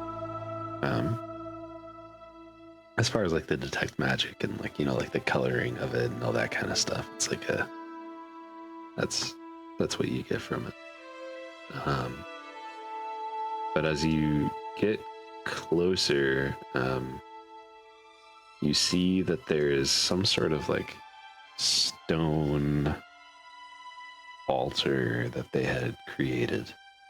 And there's a crack with just this darkness, that same style darkness that you were talking about before, or that we were talking about before with the urn, all along this crack. And it goes, it seems like it starts off like on the altar itself and then kind of extends out, probably like a solid like 10 feet past it, in the one direction, maybe like closer to 5 in the other, and then various little spots in between. And on the one end of it, closest to you, there is a skeleton on the ground. Is the crack and the magic stuff only visible to Melly? Or like... It's visible to both of you. To Melly, it's like it's a different, and it has like a different intensity to it because of the detect magic. That's kind of like what led her to it. Probably wouldn't have found it without it. I mean, well, you could have found it without it, but you wouldn't have known to check this spot without it. Right, okay. But Yeah, no, I mean, you see it too, though, like the just kind of seeping darkness that almost casts a shadow on anything close to it.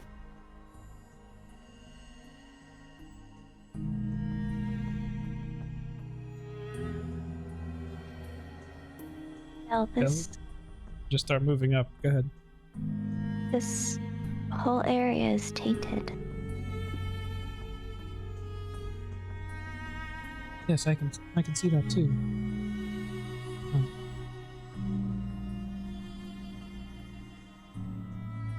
I think he just leans over to see, like, inspect the crack a little more closely. Touches it. You touches it? He does. He's bad. Roll a charisma save. Oh my gosh. For serious? Melly would have cast protection from good and evil on him if Vale would have did it if he's good. You seriously want a charisma save? Roll a charisma save, yeah. Oh my boy. gosh. Oh no. 13, it's so middle of the road.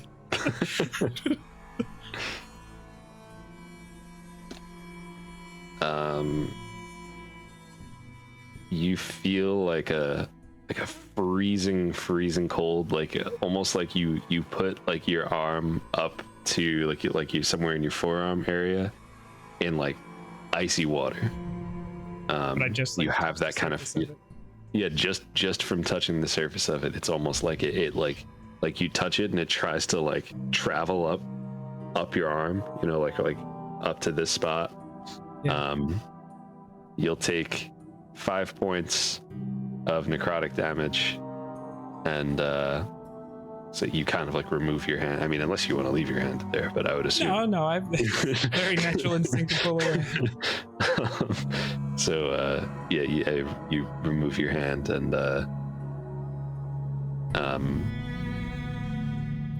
it you still have that freezing cold feeling on it, Yeah. but He it's pulls not his like hand traveling. back and just goes, whoa. Ah. Yeah. Don't touch that.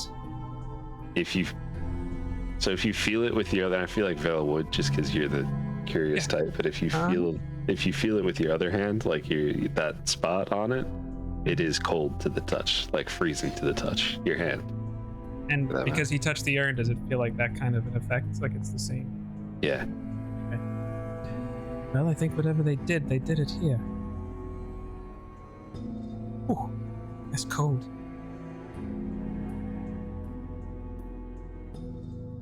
Are you okay? Fine. Better shape than you are. Melly just gave a good look, like, really? Gives the same look back. I don't know what to do. It doesn't feel right to just leave this here, and I don't have anything I can do right now. How did you destroy the altar that we found in the witch's hut? Didn't you do something then?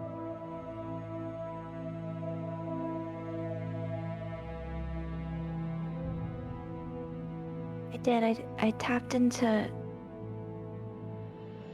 the higher powers to seek guidance.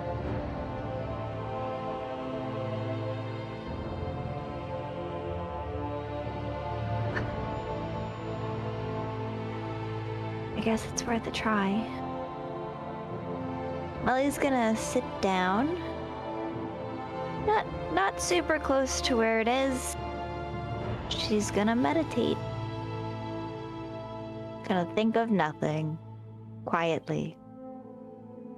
Quietly. You don't say it out loud? No, she says it out loud. Okay. All right.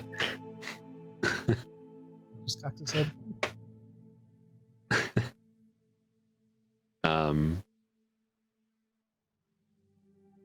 Mac, you were heading in this direction, right? No, I was up, I was where the one half elf was, and then getting the bow.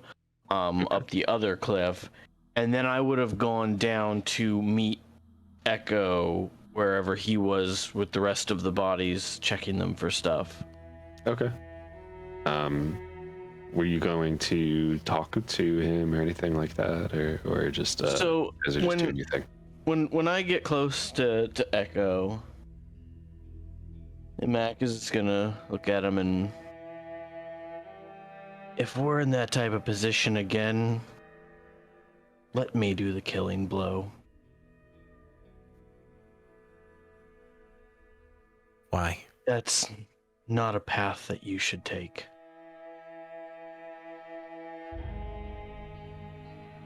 I had to. I understand that one. I'm just saying, those things can have an impact on a person. And that's not something that you've ever, that I'm aware of at least, done before. And it's different when it's outside of combat.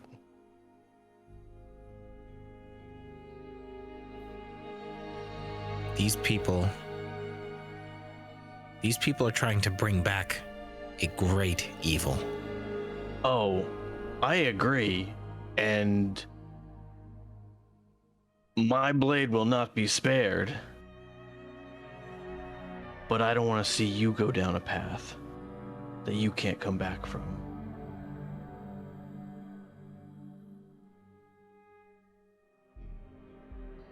Thank you, Mac. Obviously, you can do whatever you feel like you need to do, but I don't want you to see you hurting yourself.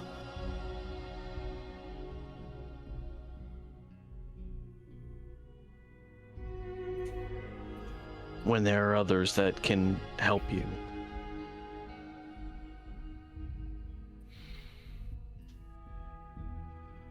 He'll nod, but then he'll say, thank you.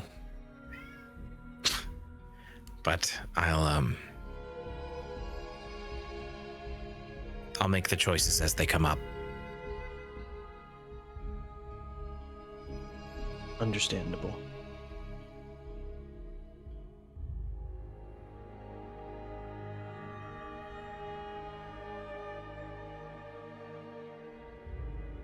Are there any more that we still need to search, or did you get all the ones down here?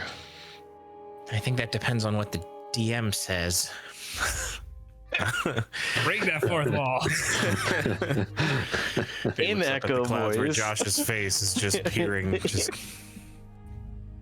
Oh, yeah, that it is that. It's funny. I'm like, what's going on? Oh, you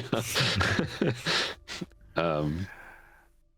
Yeah, why don't you both roll me a d20? just any old D20. Just any old d20. That is a fantastic 3. I got a 14. So you find 4 daggers.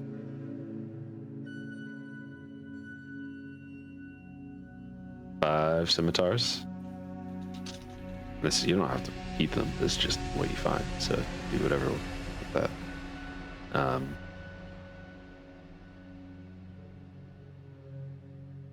You find a potion of healing.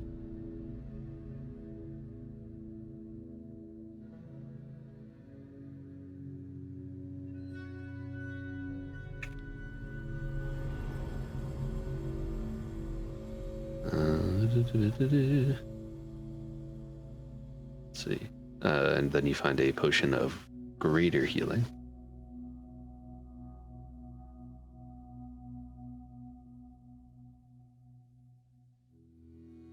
And then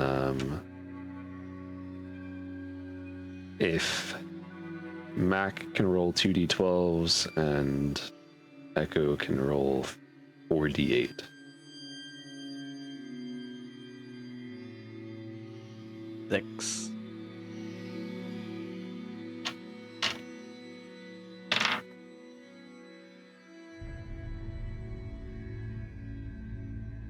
17. Okay. You find 11 gold pieces. And 31 silver pieces.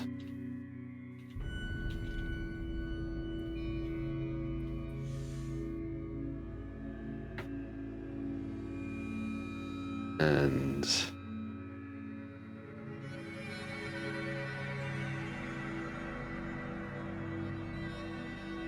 sorry, give me one second. Okay. And Melly, as you are, think about nothing. Think about nothing.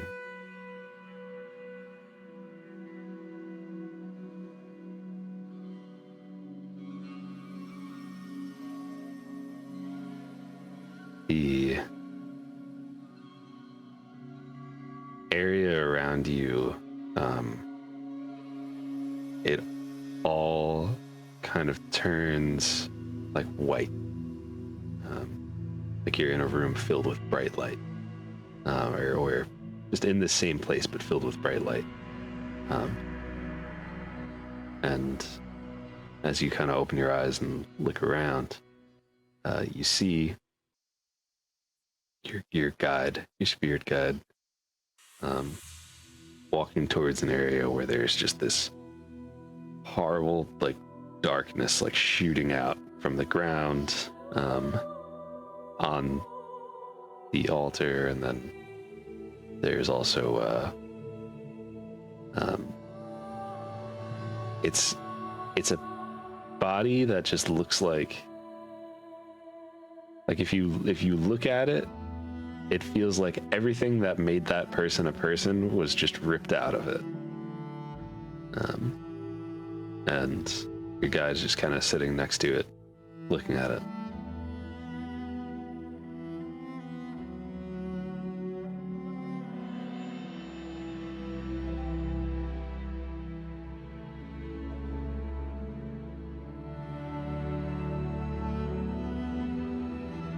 And he will just kind of turn to you and look at you and say, "There was a horrible evil at work here today."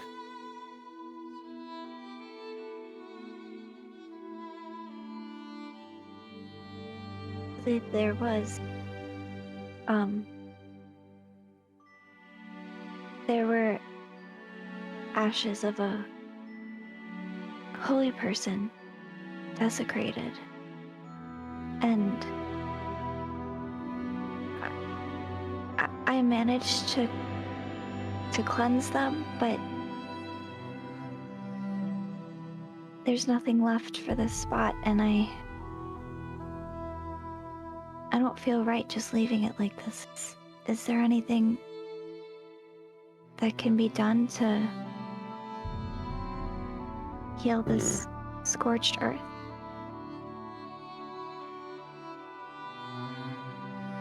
Well, Melly,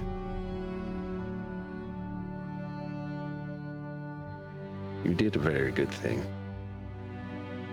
but I'm not quite sure if there's anything we could do for this spot. It's very large. This is very damaged. This might be a wound that only time can heal.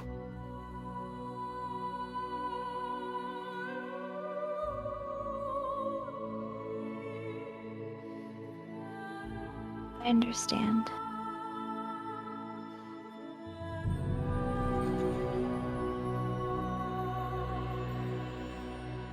But I don't have to like it.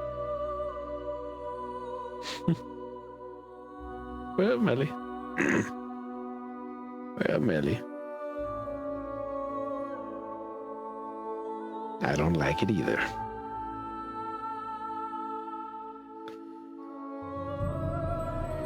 But you are doing something about it. You cleansed the ashes and And if I gather everything correctly, then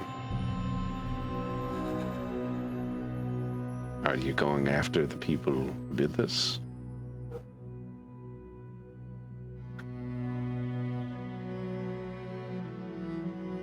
It's the decision that the group has made.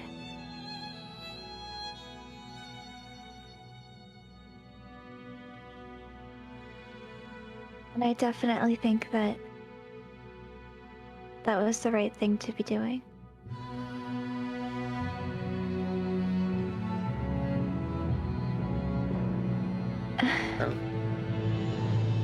But There's no but. Do you ever talk to someone named Ray? the Everlight.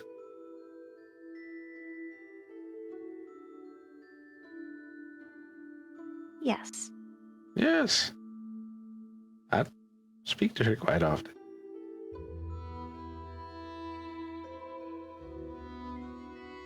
I heard she spoke to you too. I was gonna pull out the pendant that she's been wearing. Yes, we had a very interesting conversation. Interesting, how so?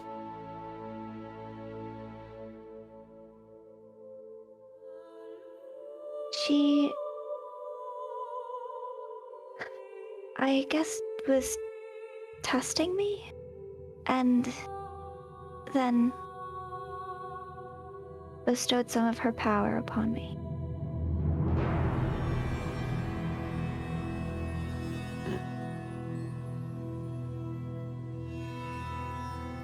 Well, Melly, truth of the matter is, she could not have chosen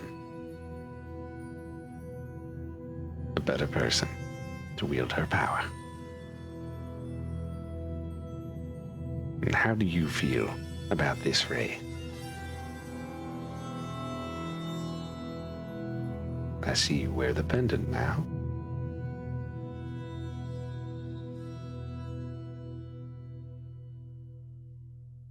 I am excited to be able to do more and learn more.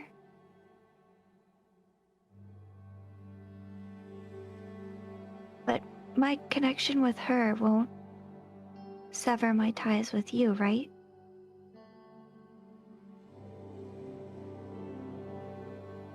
Whether you like it or not, the two of us are stuck together. And there's nothing that can tear us apart.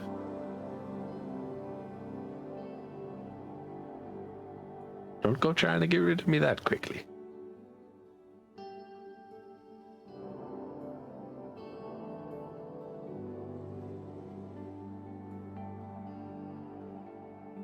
Well, that definitely fills me with a lot more hope.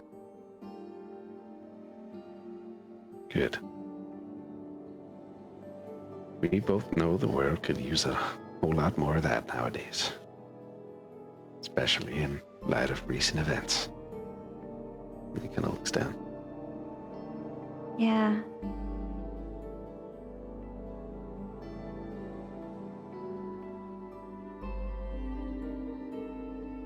How do you and Ray feel about the Chained Oblivion? There's Dune. Mm-hmm. That's an odd question. There's Dune.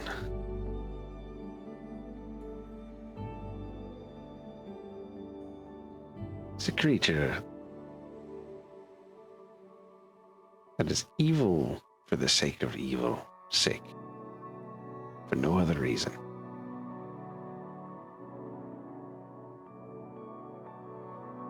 Its ways can... There's no understanding of them, honestly. Even the betrayer gods don't accept him as one of their own. And they're pretty bad.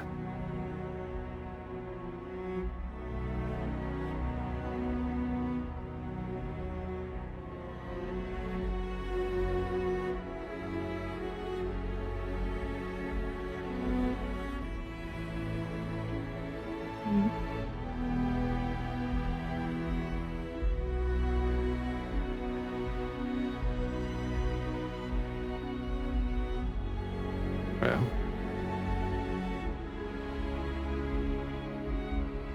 Melly, whatever happened here? This wasn't just a regular necromancy.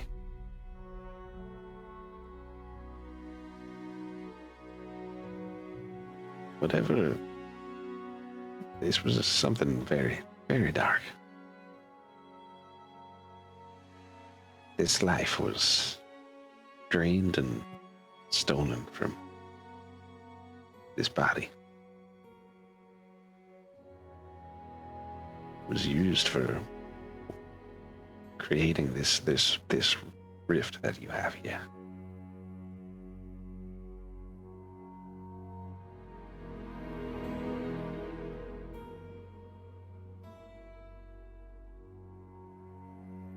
I guess I'm just saying be careful.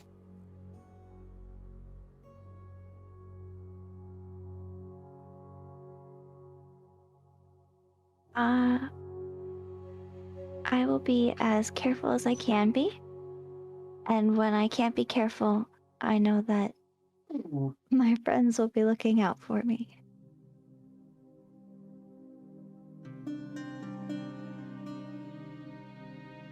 I'm sure you will.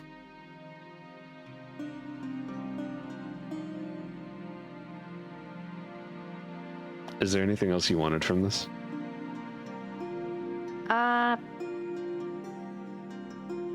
I think that's everything for right now. Melly's definitely planning to meditate again later today. Okay.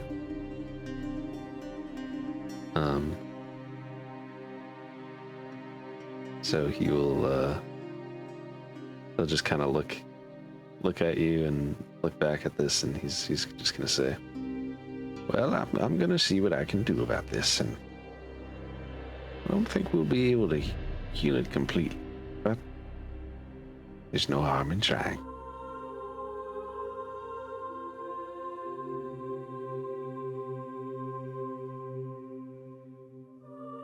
Can lend whatever strength I have left.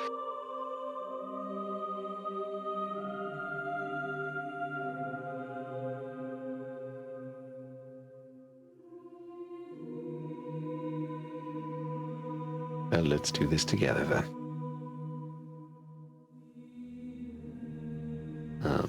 And he'll kind of like put his hand out for you to grab it. Melly takes his hand without hesitation. There is a warmth to it, it's comforting. And he's gonna walk closer through this thing, and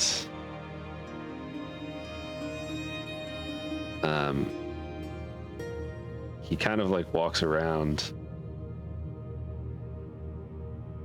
to the left of the little like crack and keeps walking up, and Vale,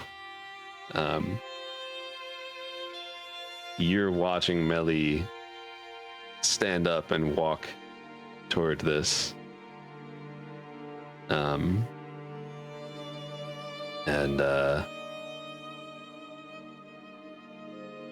he will kind of stand on the like right adjacent to you, one hand in your hand, and the other hand he's going to put on the altar itself.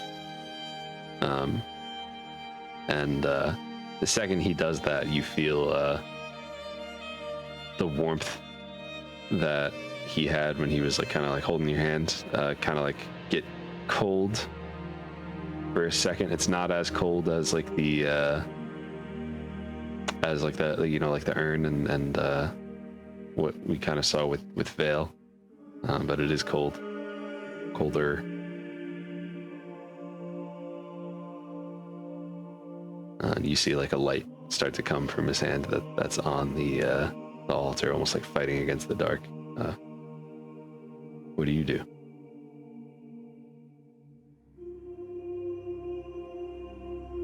Not sure if you're asking Izzy. I was asking Izzy. Okay. So this might seem silly, but I feel like it makes the most sense at the moment. On him, I'm gonna go ahead and cast protection from evil and good. Okay. Because I'm gonna try to protect him from that evil while he's fighting it. Okay.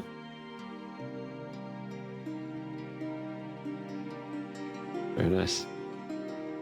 You feel like kind of like a warmth return in his hand, and the light gets like a little bit greater and starts kind of pushing some of the dark away from that one side of the altar, but the other side is pretty dark still.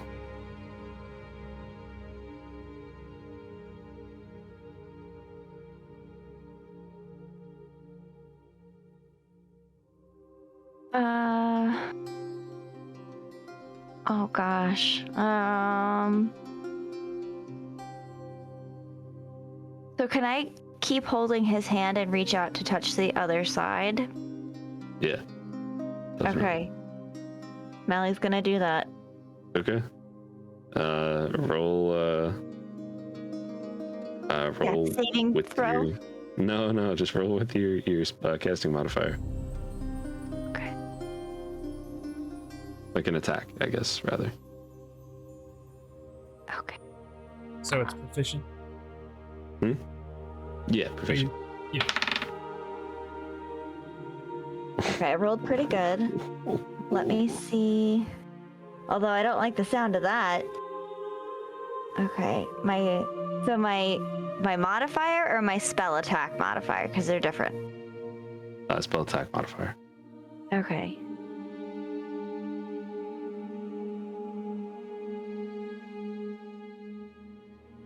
Okay, and then do I also add my proficiency?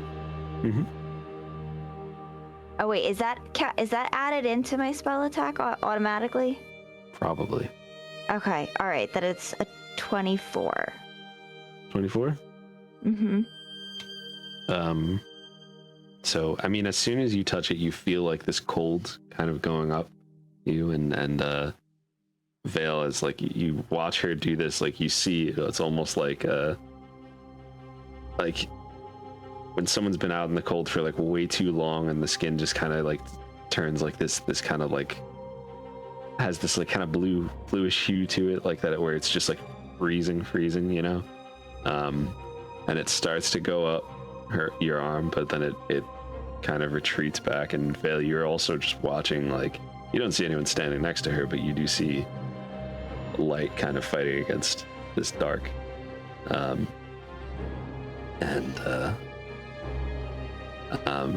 Melly is like, as you feel that like kind of trying to overtake you, it pushes back in a burst, and Vale, Can Vale cast protection from good and evil on Melly? So he does that too. yeah, you absolutely could. Yeah, he does that. Okay.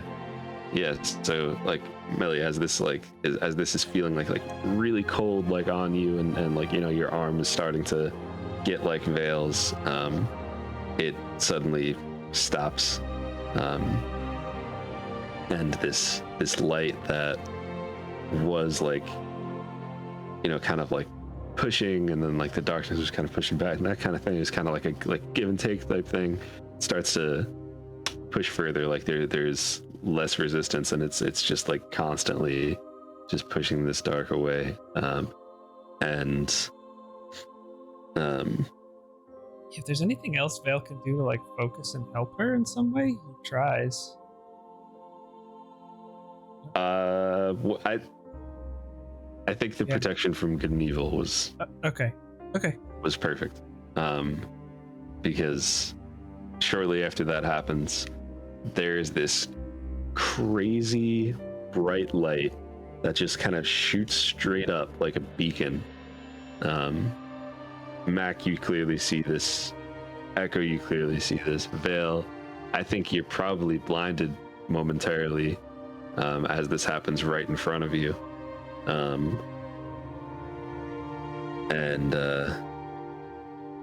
Melly, you pass out. Classic, right? And, or how about this? Roll a con save. I can do that. I'm gonna use this one. This. Okay. Con save. I'm pretty good at those. You are pretty good at those. Oh, but I rolled very terribly. You're also That's a- favored. Oh, that's true. Thanks. I always forget that. So we'll go ahead and roll. It's 2d4 for that, I believe. Let me double check.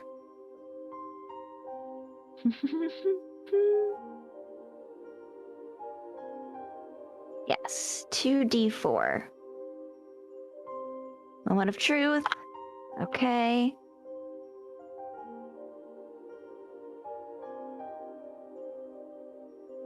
$15. 15? Uh-huh. You fall down. Almost get like pushed back, actually. And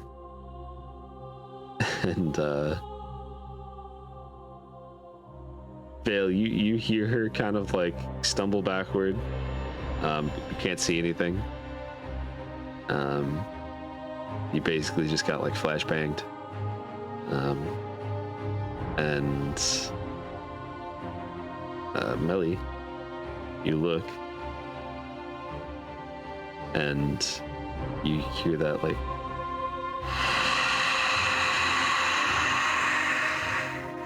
as it just kind of wisps away the same way it did with the urn.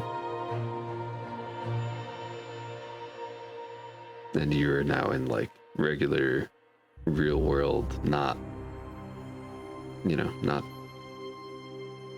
the place you once were.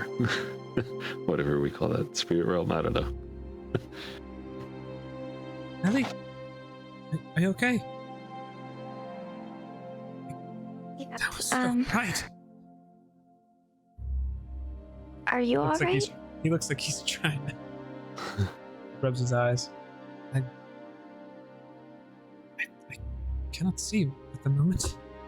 Roll con save. I think it's a 10. 10? Yeah, it's a 10. It's your vision's like starting to return, but it's like not great. You see him right kind now. of. Yeah, you have that like, if you look at a bright light for too long and you get that like, yeah, you have that, but it's like I big. feel like I've been staring at the sun. But I think it's fading. Where are you? He just kind of like holds his hand out, like, are you all right? Did you fall? Yes, I'm okay. Melly will reach out and take his hand. So what does it look like now? Because before we could. God. So I was gonna say before we could clearly see it without detect magic, but now. It's just there's cracks in the ground, but it looks like whatever was there is no longer there.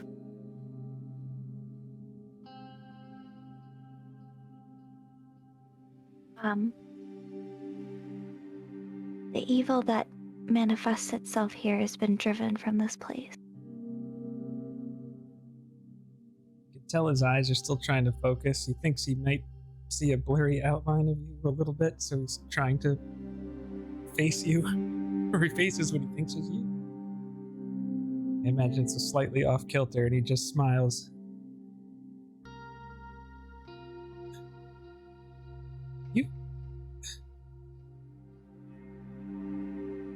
You an angel?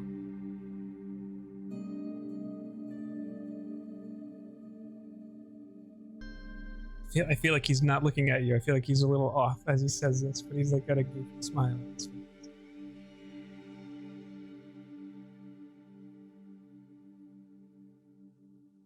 Very silly thing to say, Vale. And obviously he can't see it, but she's smiling very widely and blushing a little bit. We should go see how Mac and Echo are doing. Yes, of course. Here, I'll your arm so he can Yeah. not like, stumble everywhere. I'll It's lead like you down. It slowly starts like coming back, and I'd say by the time you're like a quarter of the way down, mid to halfway down, like you could. Okay. You're pretty good. You could see. Okay. It's not like the best you've ever seen, but you could see. Yeah. But whatever you do with that information is up to you. I'll lean over to Vale. Don't worry, if that's still a problem tomorrow, I can fix it. Kind of just I imagine how are you like just have his arm so like you're leading him a little bit? Yeah, like in those old black and white movies where like Sure. the person has their arm up like this, the other person Yeah. like I think he just kind of pulls you and puts his arm around you and just says, I don't worry at all. I'm with you.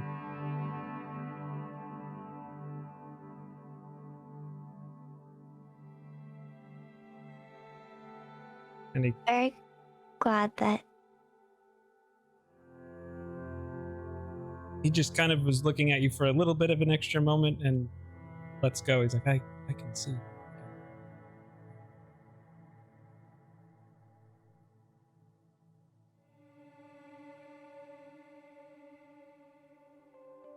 very glad that you all trust me to be there for you. It means a lot to me.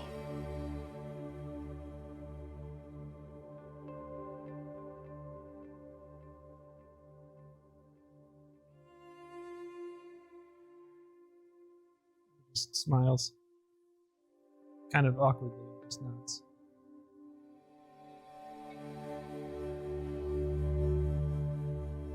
So, Mac and Echo, you guys saw that.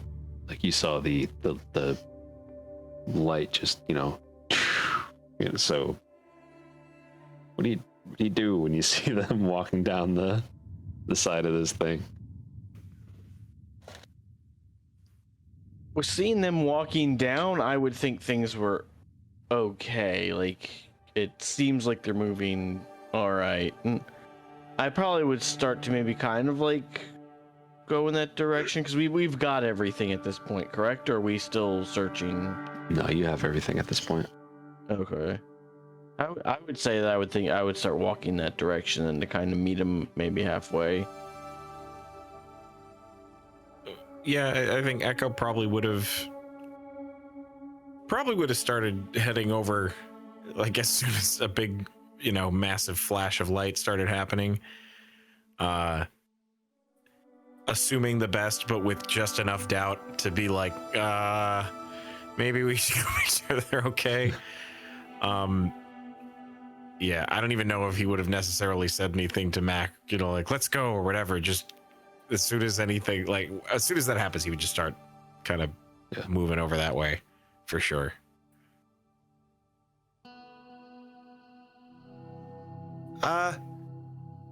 Everything okay?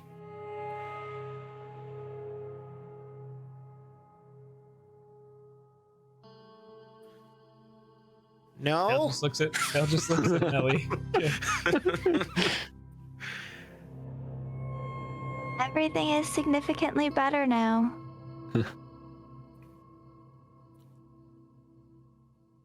Well, that's great.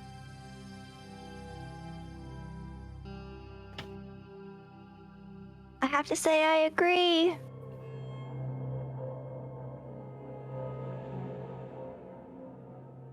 I think probably by this point they're a lot closer to each other. Did you just do that? Not on my own.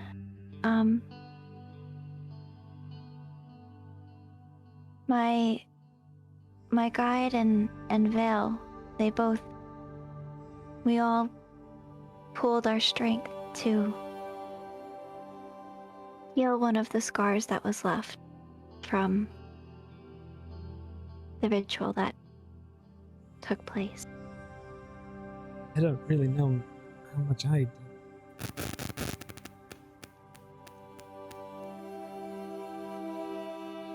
But I tried.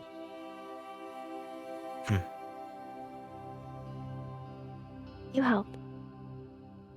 I was really just there to help as well.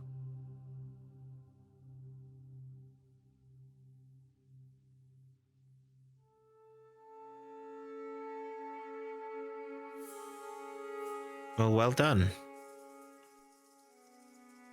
Any or all of you. They'll just kind of like like nods in Ellie's direction.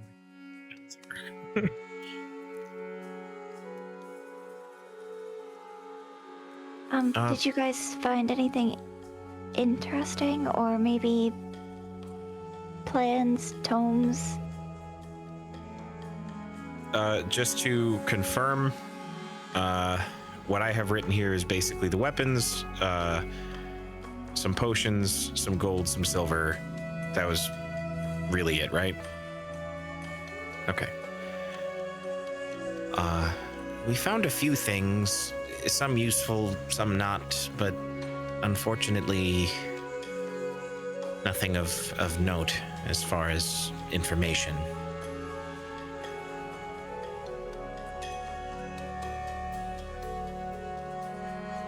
Josh, what's the condition of their clothing?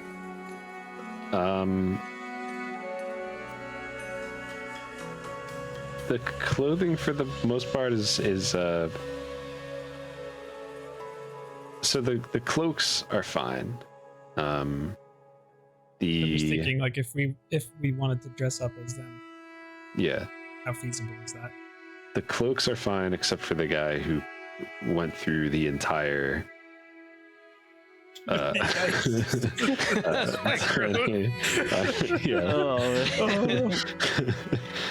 All right. The rest of the clothing is kind of like, it's at the very best blood soaked, with Yeah.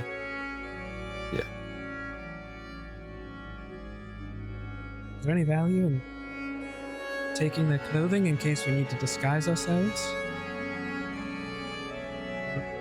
As know Mac how knows. Yeah, because I don't really know how your stuff works. Points to Mac, or is looking at Mac at least. I mean, I can basically turn into her. Or the one that I killed up above.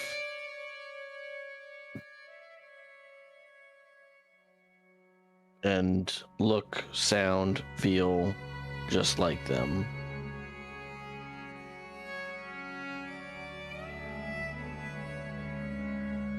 It's better than what I can do. I look like any of them, or my own version of something they would. I don't know, just thought it could maybe be useful.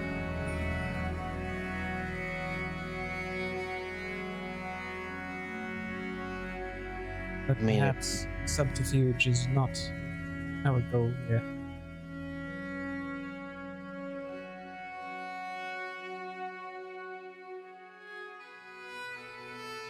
I kind of glance over at Echo just for like half a second, and I think we're on the path for annihilation in this situation. but gathering information as to what we're going into is always useful.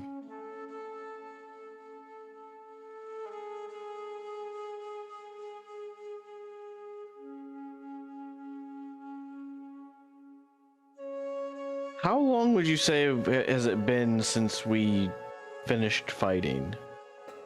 Probably like 20 minutes, something like that. Not a crazy long amount of time, but like I would say you were nearing the end of the detect magic when she got up there, and then we'll call. That had to at least be a few minutes, you know. You think we should? Oh, sorry.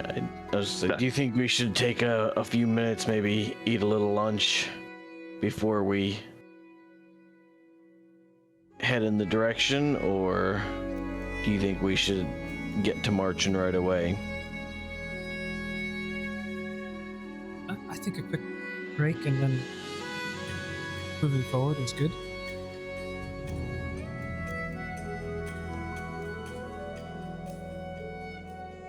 Hashtag, can we take a short rest? Of course. Yeah. That. Yeah, everybody could mark a short rest off on your little, you know.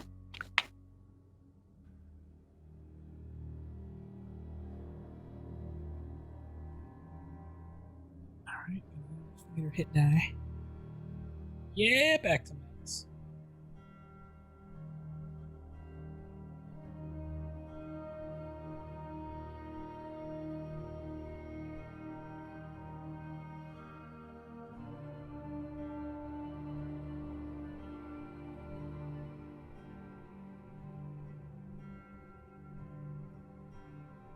I think during that, Vale would just be not trying to be obvious about it, but just trying to get a read on how Echo is doing. Echo We've been seems through a lot together with him now. I feel like he should. I mean, I don't know how difficult it is trying to hide something, but Echo seems weirdly fine. I think that's probably the best way to describe it. mm-hmm. You would expect, like, after going through similar things with him a few times, that he would be like maybe a little more withdrawn or something. Seems focused. He seems focused. Like, Yeah. His meditation was very much like he did his little meditation, you know, was sitting recentering himself. Yeah. Maybe found a tree and was, you know, practicing his motions, you know, like the steps of his martial arts, and that was about it. Like, he seems pretty forward, although you probably did notice, yeah, he at a certain point was looking at the spearhead again. He had it out, and the piece of his walking stick. He just kind of had them both out at one point and was just kind of looking at them, I guess. That's about it.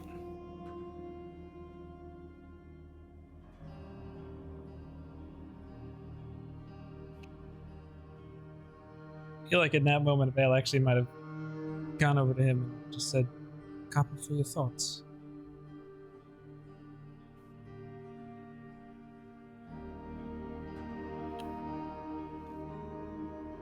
These people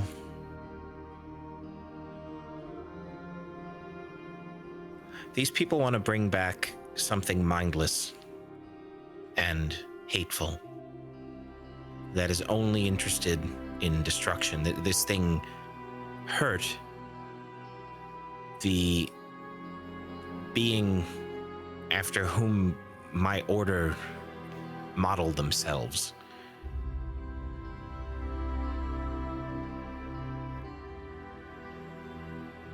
I think I hate them.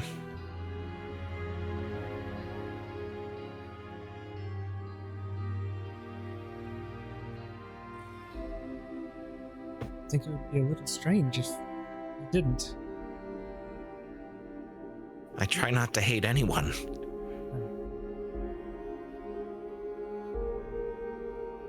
I think Vale just kind of sits down next to him at that point.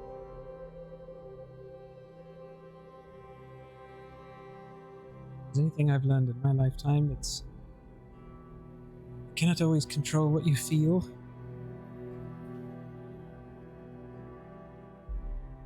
But you need to do your best to not let those feelings control you.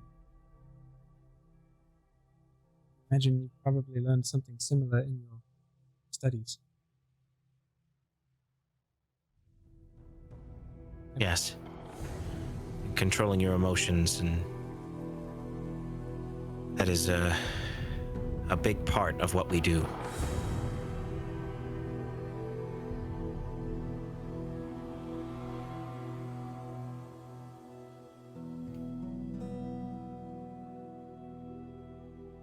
I'll just have to make sure that's something I do.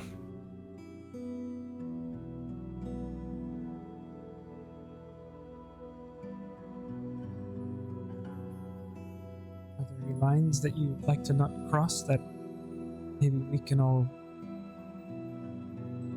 try and help? Not for them.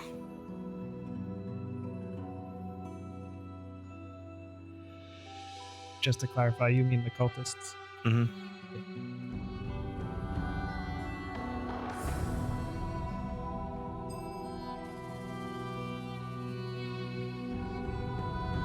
I think the only thing I could possibly equate it to is if someone tried to hurt one of you or my family.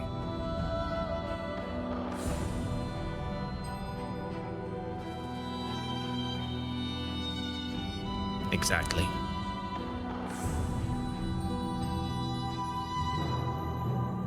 Just gives him a little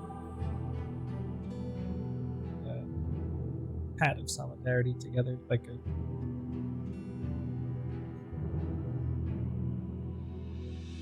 Echo will kind of reciprocate a little, little nod.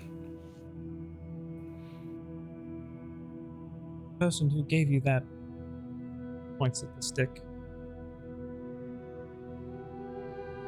I don't know much about it, but I would imagine they would be proud of you right now if they knew what you were going to fight against.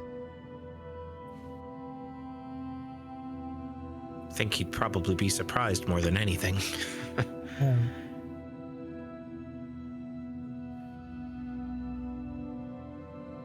But I appreciate the sentiment. Thank you.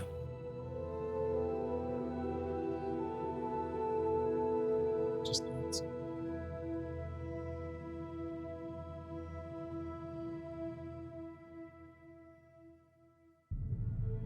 Is there something else you wanted to say?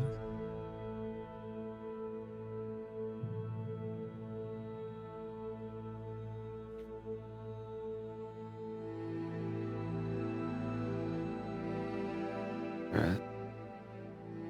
Everybody good? Everybody use all your whatever hit dice you wanted to use? Okay. Melly, you could give yourself one extra spell slot. Whichever you used for protection from good and evil.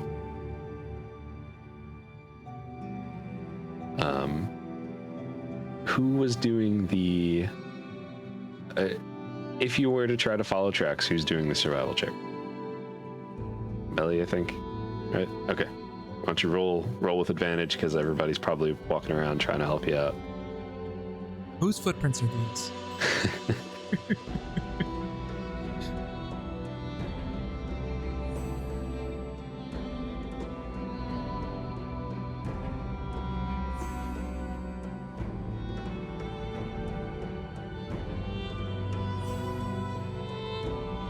You are muted. I'm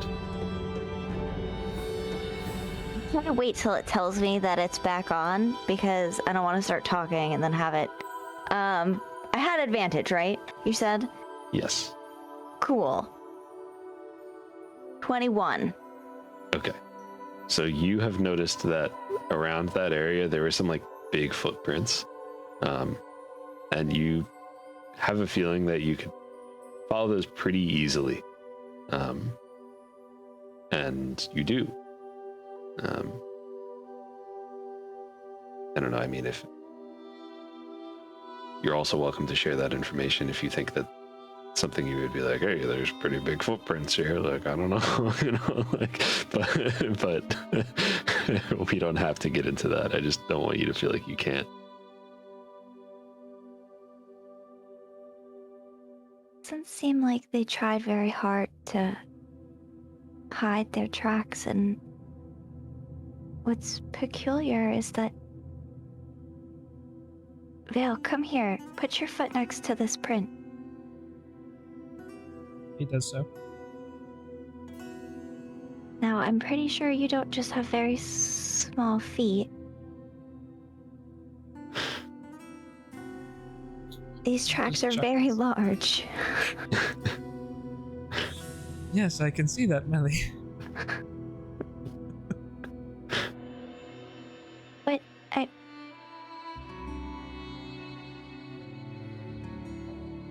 I don't know. You're tall. Kind of shrugs, and he's 5'9", 5'10". I mean, I think he's much taller than Melly, actually. Isn't she tall? She's on the taller side, but not like towering.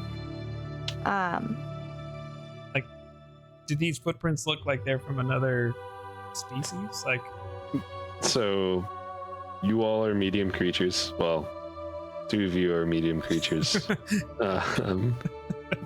These footprints are from a large creature.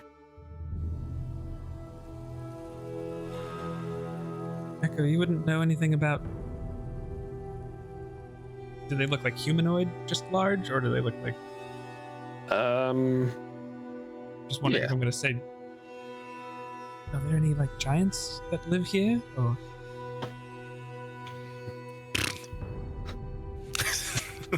I have no idea. I don't know. Is that a thing Echo might know about just from the local? You've never heard of any giants being in the area, but it doesn't necessarily mean that they're not, you know? I didn't really leave the city much once I arrived, so anything's possible, really.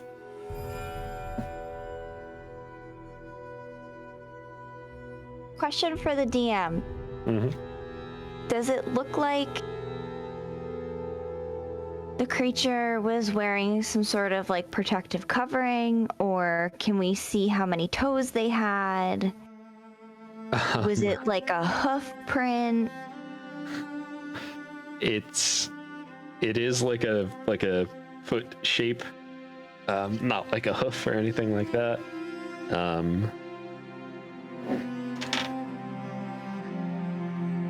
And you could see, like, you can't see like how many toes, but like you could see like some toe prints as well.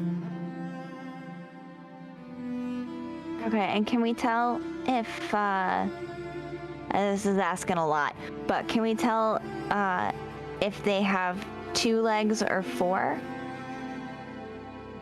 Probably 2 based on the survival check you rolled. Okay, and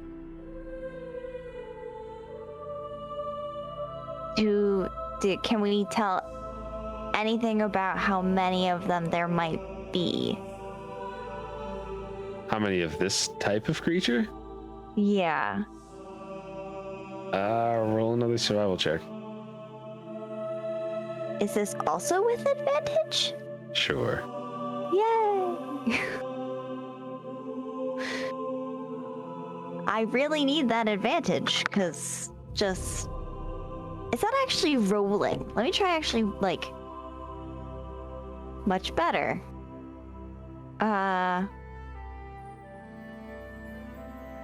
17. Yeah, it's probably just one of this type of creature. Like there's other like smaller footprints and stuff, but the reason I called out this one in particular was because it's just like very easy to follow.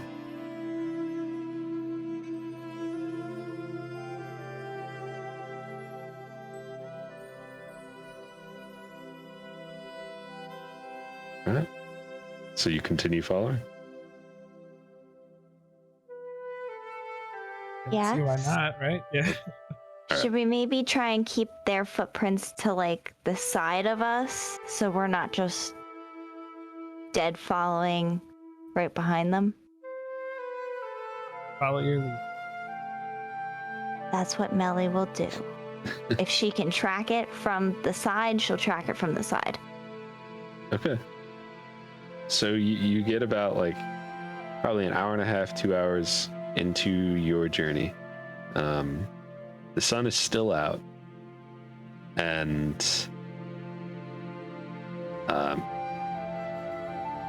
just suddenly, out of nowhere, the sky turns black. There's no light coming from the sun, no light coming from stars, no light coming from the moon or anything like that. It is just darkness. And there's a loud crack of like almost like thunder, but deeper and harder. And you feel like almost like a tremor of like a remnants of like an earthquake or something nearby. And Vale, you kind of drop to the ground for a moment, feeling like something just got like kind of sapped from you in that moment. Like energy was just kind of taken from you.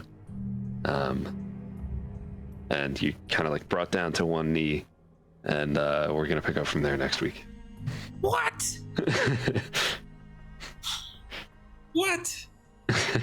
That's Sorry. the only word right now. What? Sorry, it was just Yeah. you know, we were so close to there, and that's where I wanted to get to, Yeah. but it was like kind of late, so we don't really have Okay. time to go forward from there. We just had enough Yeah. time to get there. So everybody, I mean, you know, if you Yeah. if this is your first time here, I hope you enjoyed yourself. Also, you should check out the past episodes so you have some context for all the things happening here. Why did Melly just have a random moment with like Morgan Freeman? What was that about? Well, if you want to find out about that, then go back, watch past episodes. You can find them on youtube.com/JnJ Tabletop, and also on Rare Drop Roleplay, anywhere you can find podcasts. So you can find all our things by doing Command JnJ in chat, but also just look up JnJ Tabletop anywhere and you'll find us. So be sure to check out tomorrow on Monday, possibly a Two Boys stream, and at twitch.tv/itsevbo, but I guess we'll find out. Unless I tell you in chat, like, no, definitely not. But otherwise, we will see you soon. And yeah, take care of yourselves. Take care of the other people around you. Just be kind, be nice. Tip your waitress. Check, please.